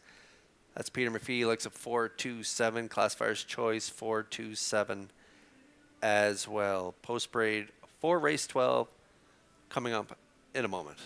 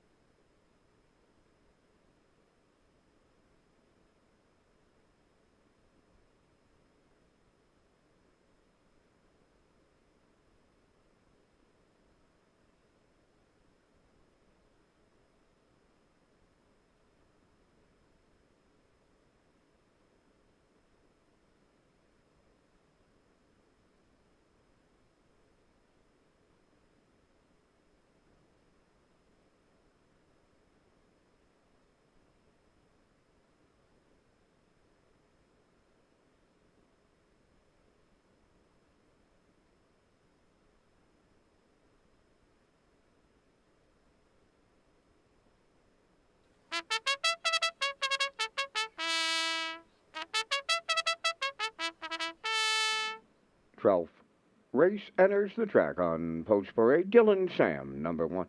Only Alan Gregory of Charlottetown and Tyson McDonald of Hazelbrook. Alan Gregory is the trainer. Miles Heffernan drives. Shadow's Terror, number 2, owned by Tommy Collins of Mount Stewart, trained by Jeff Holmes. Corey McPherson up. Number 3 is Mac Hanover, owned by Andrew Williams of Richmond, trained by Ashley Gamester. Jason Hughes drives.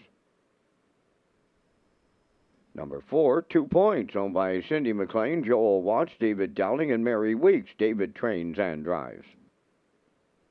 5, Neptune Sealster, owned by Carly Ward, Mickey Glenn, and Nicole McPherson. Mickey does the training, driven by Adam Murner. Ashes to Ashes 6, owned by Linda Summers, Tracy Conway, and Lynn Livingstone, trained by Ron Matheson, Jill Barrio.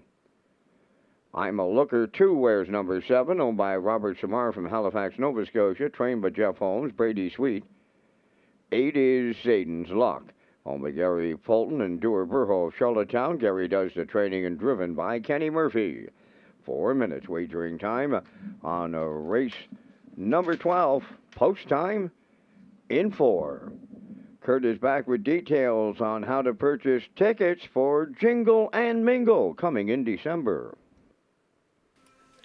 That's right, Vance Park After Dark presents Jingle and Mingle featuring Kim Albert and Faces with opening act Tipper Back on Saturday, December 7th at the Eastlink Center. Doors open at 7:30 and the entertainment begins at 8 o'clock. And tickets are $25 plus HST and fees and can be purchased through the Eastlink Center box office.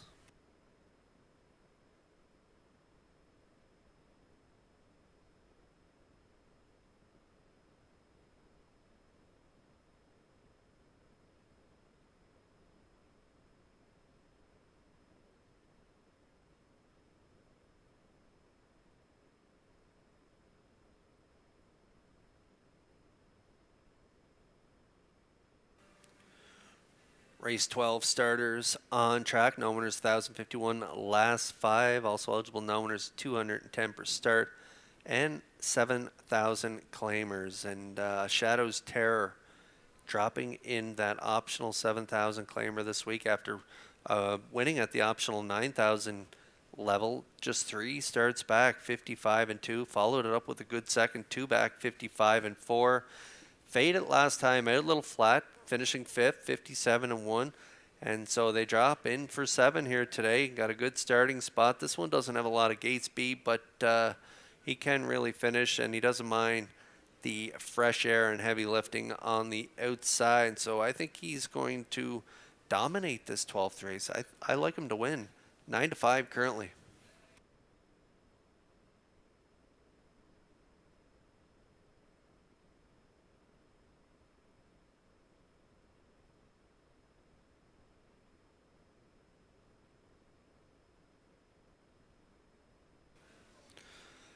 Another one that's a really good option, but I don't like the starting spot. That's I'm a Looker too. If he had drawn inside, I think I would be putting him on top of the ticket. He seems to be a bit of a one-trick pony lately. He likes the front end, but I do remember this guy. He used to be really good from off the pace as well.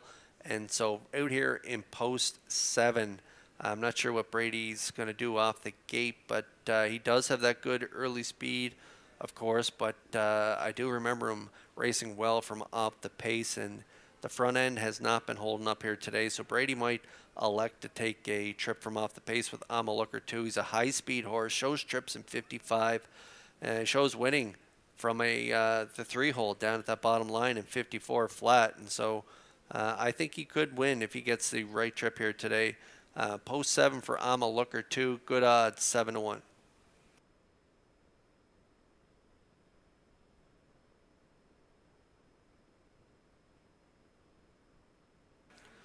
I like the 2 class droppers in the exactor, but the guy that's been owning this class, the optional 7 over the last 4 weeks anyway, is the 4, 2 points, and he could definitely surprise me anyway and win. He's not going to surprise anyone else because everybody's on board the 4 at 1-9, 2 points. I just think the class droppers are a little better than he is, but we'll see here in a few moments. Again, this guy's reeled off 4 in a row at this level, 56 and 4 last week, 28 and 2. He's versatile too, so David has lots of options, but he's been on the front end and winning in his last 2, off the pace 3 back, winning in 56 and 2, and so he can do it any way you want. So post 4, good starting spot, 2 points will definitely be part of this ticket. Currently getting the respect on the board at 1-9.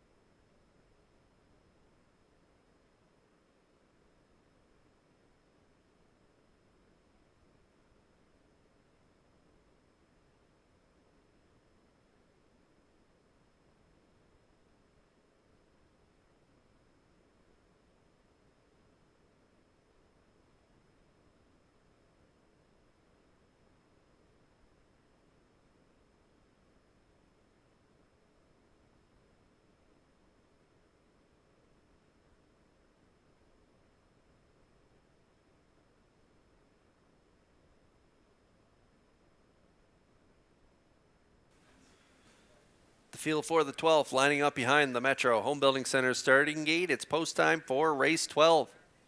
Up to Vance Cameron for the race call. Dylan Sam, Shadows Terror, Mac Hanover, 2 points, Neptune Sealster. Ashes to Ashes, I'm a Looker too, and Zayden's Luck outside, top of the stretch.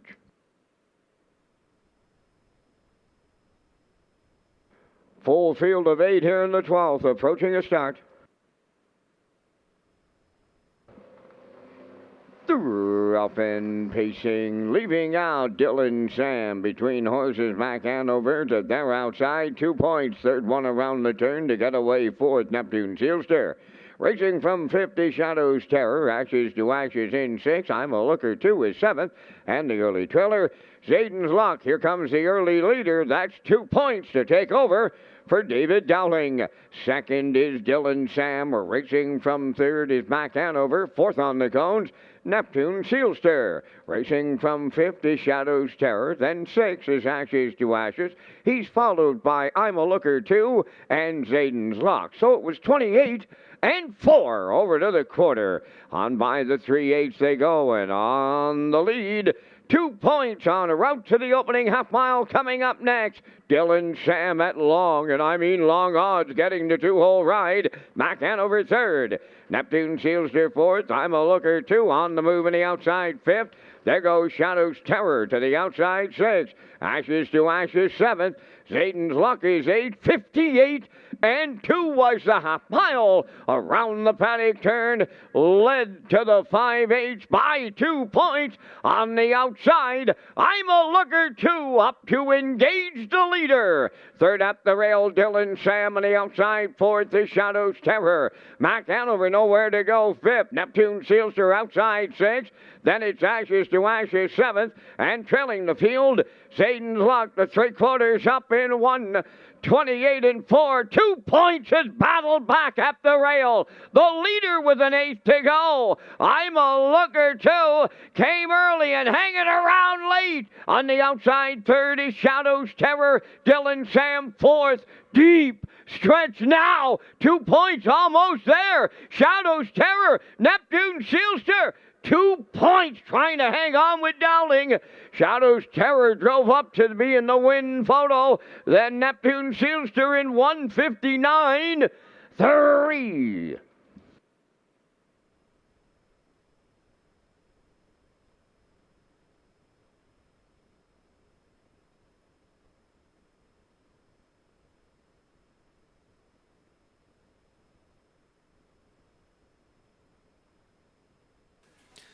I think Corey and Shadows Terror time it perfectly here. We'll wait to see the results of that win photo, but top marks go to 2 points as he was put on the front end by Dowling, 28 and 4, and had to deal with a real dandy on the outside. I'm a Looker 2, dropping down in class for Brady Sweet, grinding it out first up. They battled up through 3/4, 128 and 4, and around the last turn, 2 points put I'm a Looker 2 away, but could not put Shadows Terror away as he set it up second over. Corey drove him great here today. Tipped off the cover, and they're going to wear down 2 points to pick up the win in 1:59 and 3. 2 points there in for the deuce. And Neptune Sealster in at long odds for third and Murner. So it's a 2-4-5 unofficially here in race 12.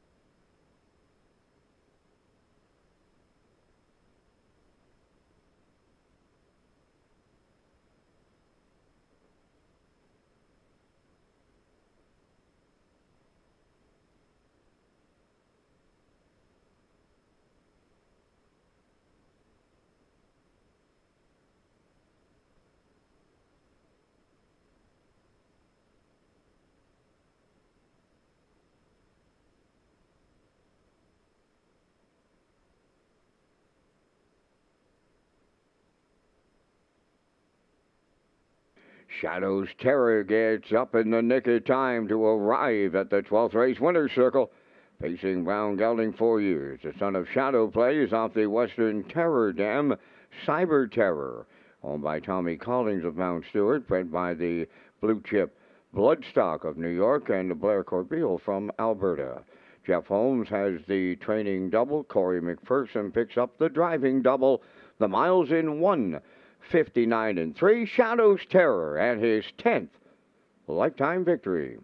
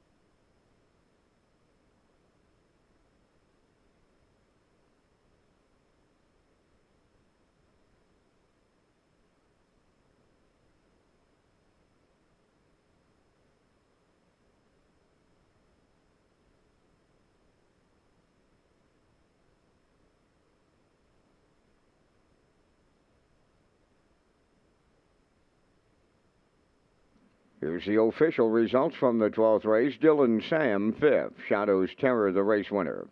Mac Anover, 6th. 2 Point, 2nd. Neptune Sealster, 3rd. Ashes to Ashes, 7th. I'm a Looker, 2, was 4th. Zayden's Luck finished 8th. 28 and 4. 58 and 2. 128 and 4. And the mile in 159 and 3. In review, it's 5-1-6. 23748. Shadows Terror, fade 530. The exactor was 810. The triactor 123.40, and the superfecta 29.33.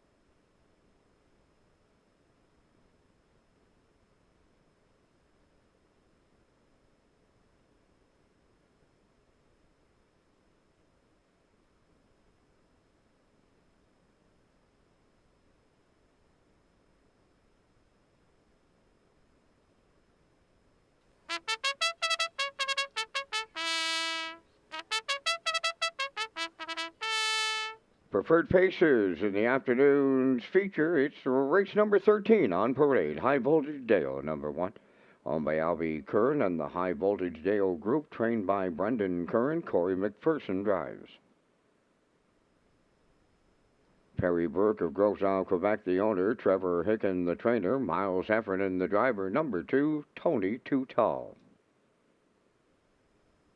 Time to Dance 3, owned by Brent Campbell of Charlottetown and Kent McDonald of Stratford. Brent does the training. Adam Murner, Kent drives.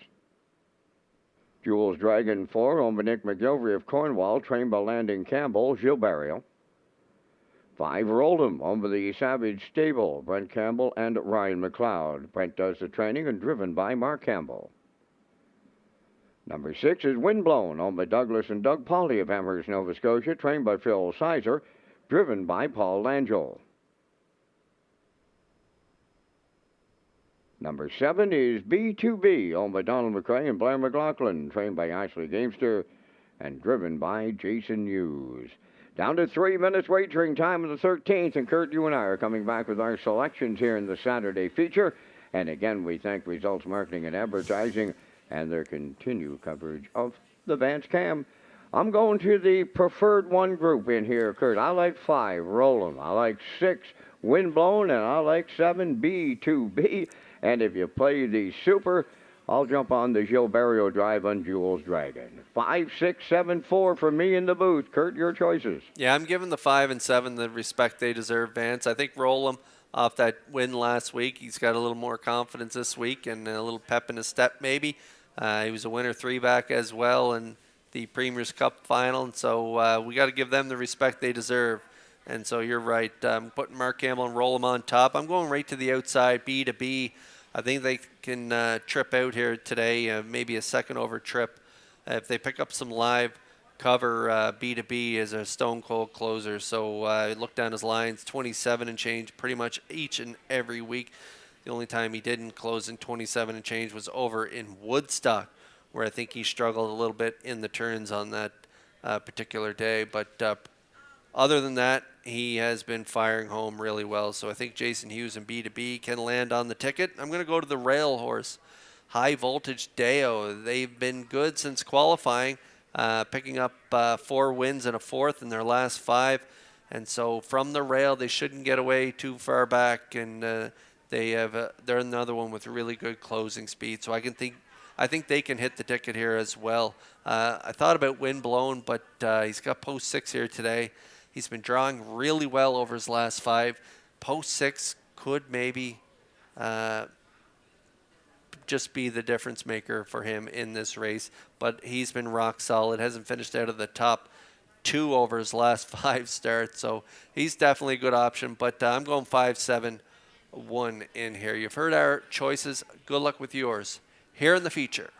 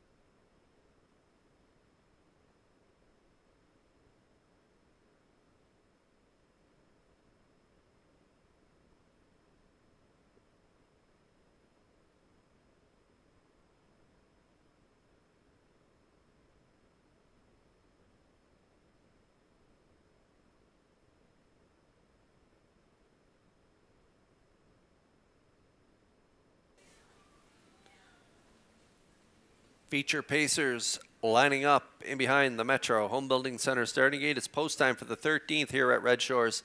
Up to Vance Cameron for the call. High Voltage Dale, Tony Too Tall, Time to Dance, Jules Dragon, Roll 'em, Windblown, and B2B, top of the stretch. Preferred Pacers ready for a start. Up and pacing, Time to Dance will get the first call. In at the rail, Tony Too Tall, second into the turn to get away third, Jules Dragon.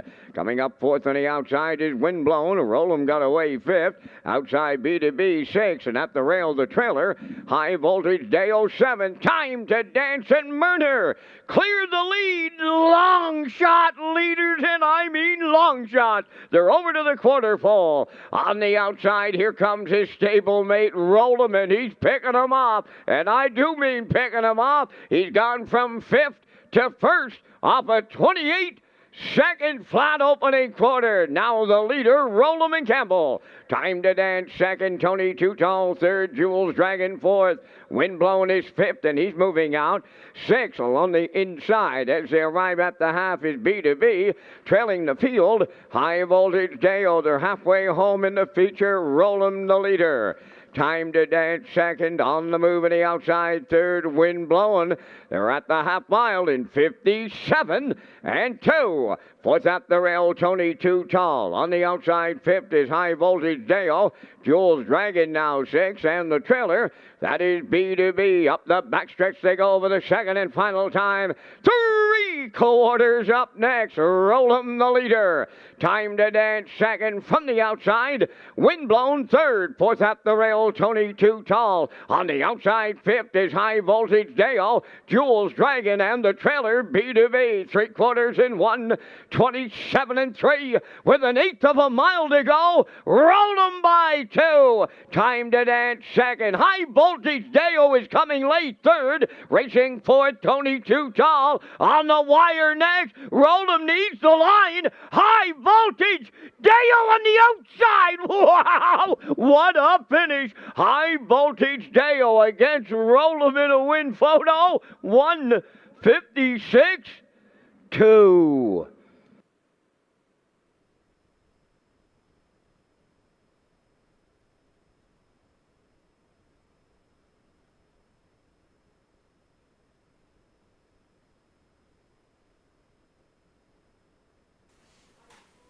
It's Corey McPherson. Has a knack for timing it perfectly here this afternoon. I think he's done it again here in our feature.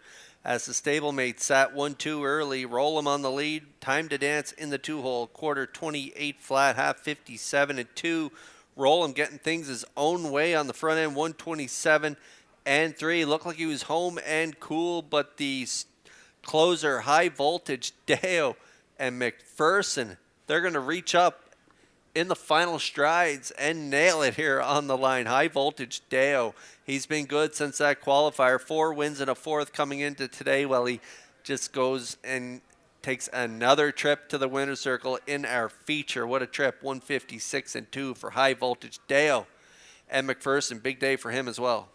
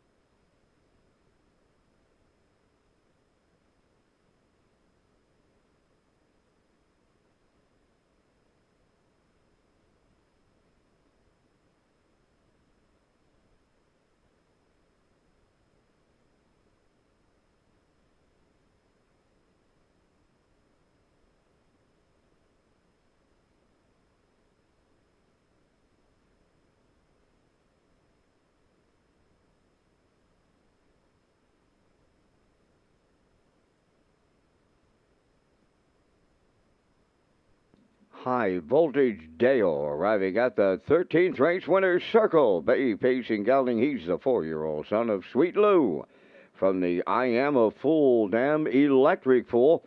Owned by Albie Curran and the High Voltage Dale Group. Bred by Dale Valenti Farms of New Jersey. Trained by Brendan Curran. Corey McPherson has his third winner, and he'll get the triple today. The mile 156 and 2. High Voltage Dale and the McPherson triple in the Saturday afternoon feature at Charlottetown.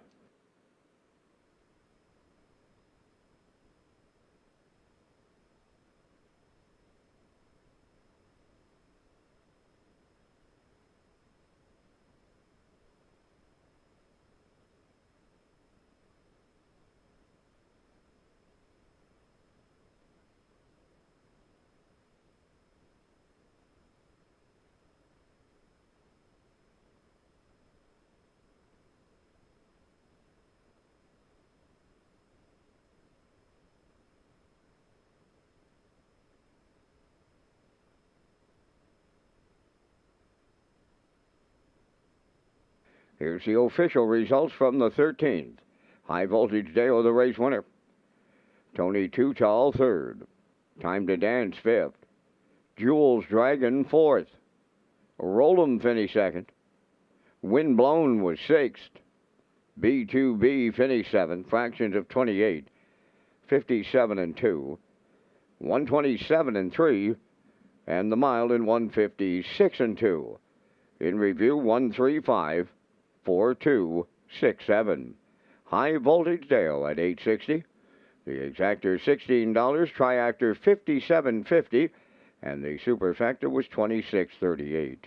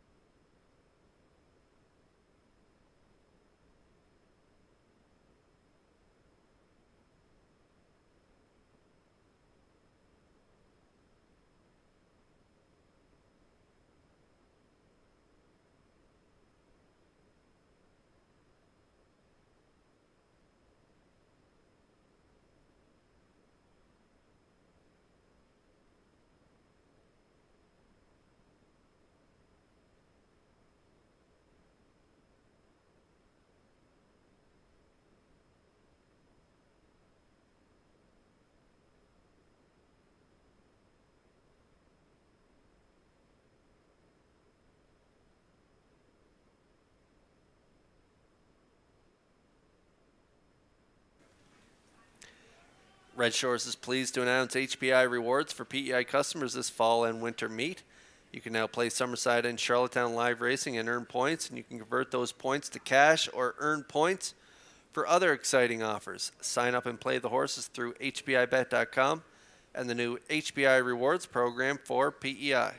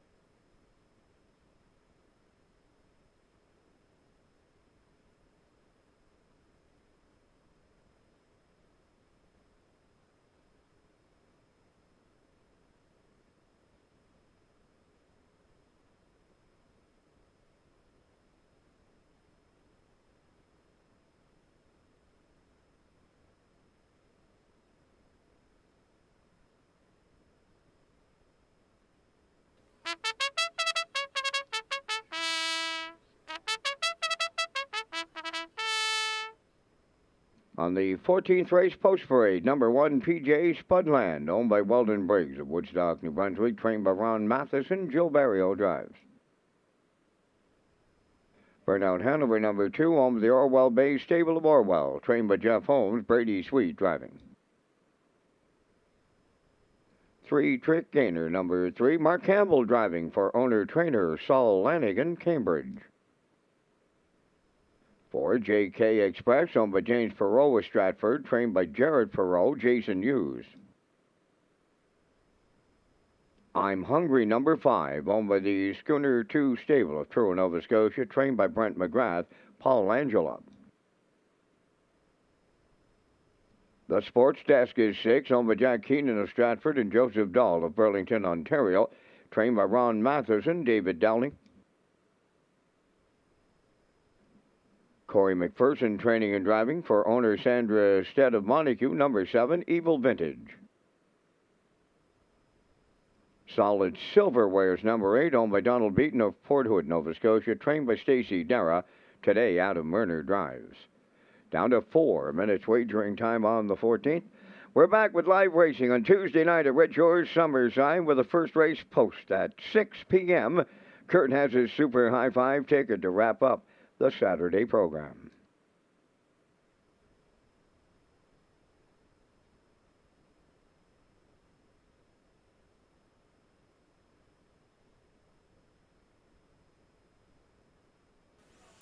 Here's a look at our Super High Five tickets to close things down here at Charlottetown. I'm at 32156. Vance Cameron looks a 23517. I think 3 Trick Gainer off that big effort last week. First up, good solid second and 55-2 and a win. 2 starts back on the front down at the 811 class. He's been good in his last 2 for Campbell.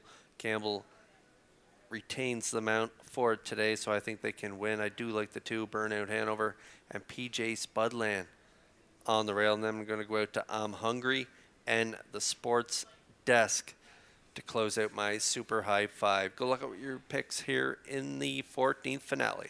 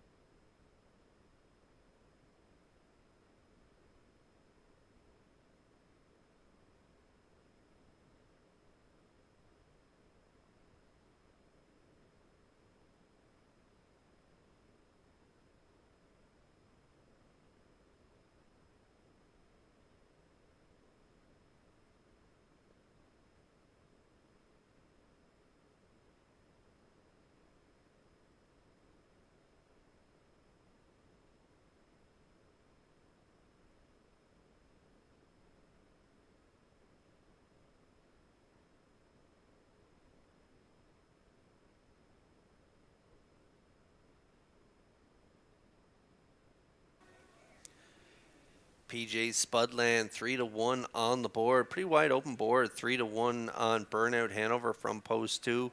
3 Trick Gainer, slight choice on the screen right now at 3-2. 52-1 long odds in JK Express. I'm Hungry from post 5, shipping in from Truro off that nice qualifier 57. And 2 3/4 brother to the Great Beach Glass. I'm Hungry. A very well-bred son of Stay Hungry, so shipping over here to Charlottetown could be a nice play in here as well. Now the slight choice at 3-2, 47-1 on the Sports Desk. Evil Vintage, 24-1 and 99-1 out there in post 8 for solid silver. We're getting close here in the 14th finale.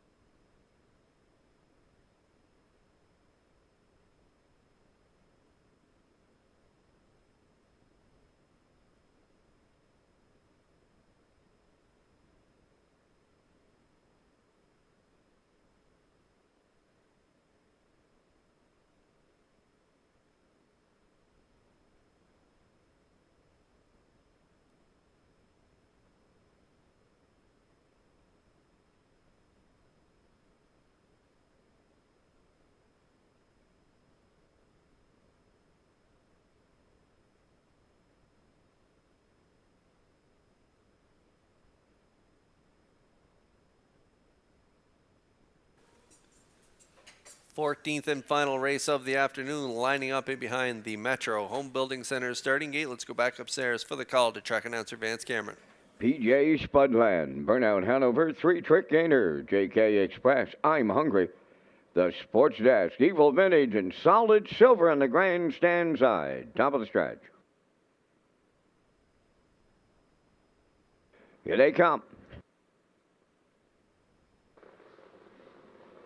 Finale time. The rough and pacing Burnout Hanover, the first one out. 3-Trick Gainer is second. Along the rail, PJ Spudland enters the turn third. Coming up fourth on the outside is Evil Vintage. Along the rail, fifth. That is JK Express. From the outside to pick up six, that's Solid Silver. I'm Hungry, seventh. On the outside, the trailer, that is the Sports Desk as they move over to the opening quarter, and 3-Trick Gainer takes over the lead from Mark Campbell. Second is Burnout Hanover. Third up the rail is PJ Spudland. Now racing from fourth is Evil Vintage. Fifth one as they move into the turn, JK Express. Solid Silver is sixth with I'm Hungry seventh, and the Sports Desk is 8:29. Seconds flat was the quarter.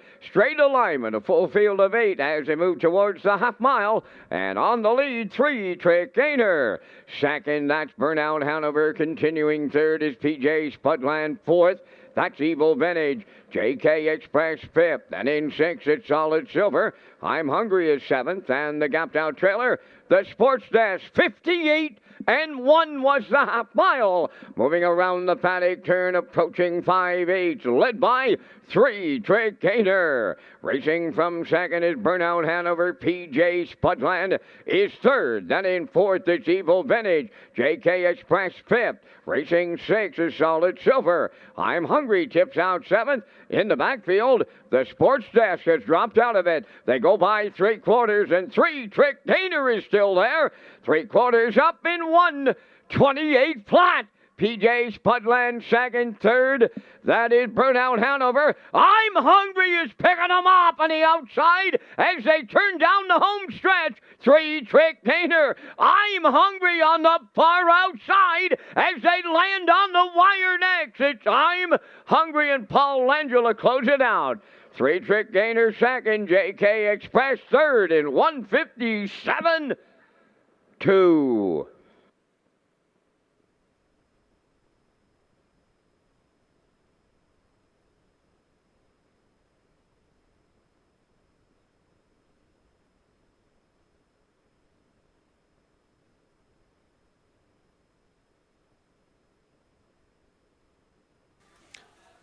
Well, the 3/4 brother to Meadowlands pace champ Beach Glass does not disappoint off the qualifier here. A patient drive by Langell, sitting at the back of the pack here in this 14th race.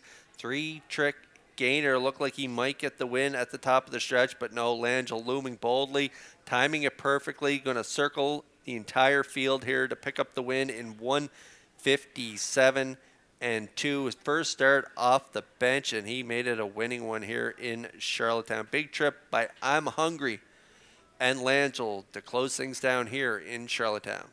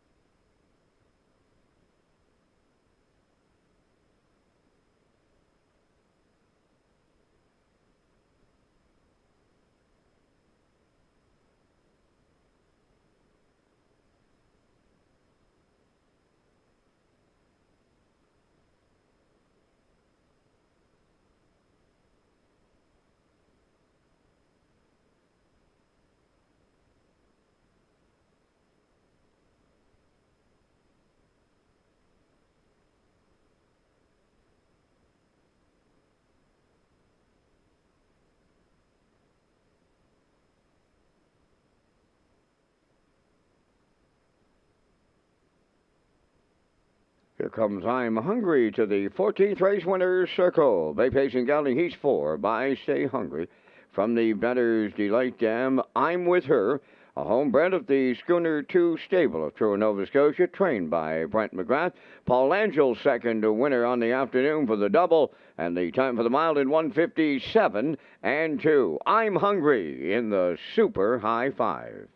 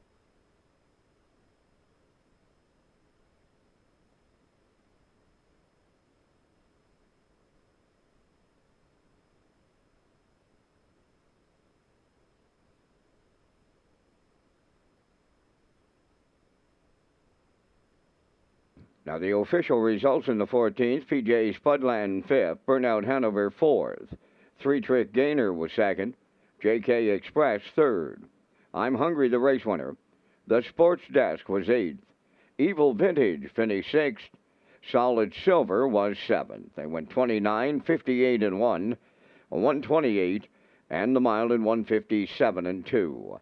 In review, it's 5-4-2, 3-1-8-6-7.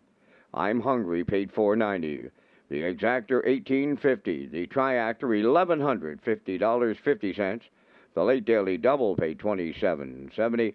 There will be a super high five carryover. That will conclude our live racing this afternoon here in Charlottetown. The afternoon's Par Mutual handle went $75,194. Ladies and gentlemen, from up top of the Charlottetown Driving Park, thanking you for joining us. This is Vance Cameron bidding you a safe journey home.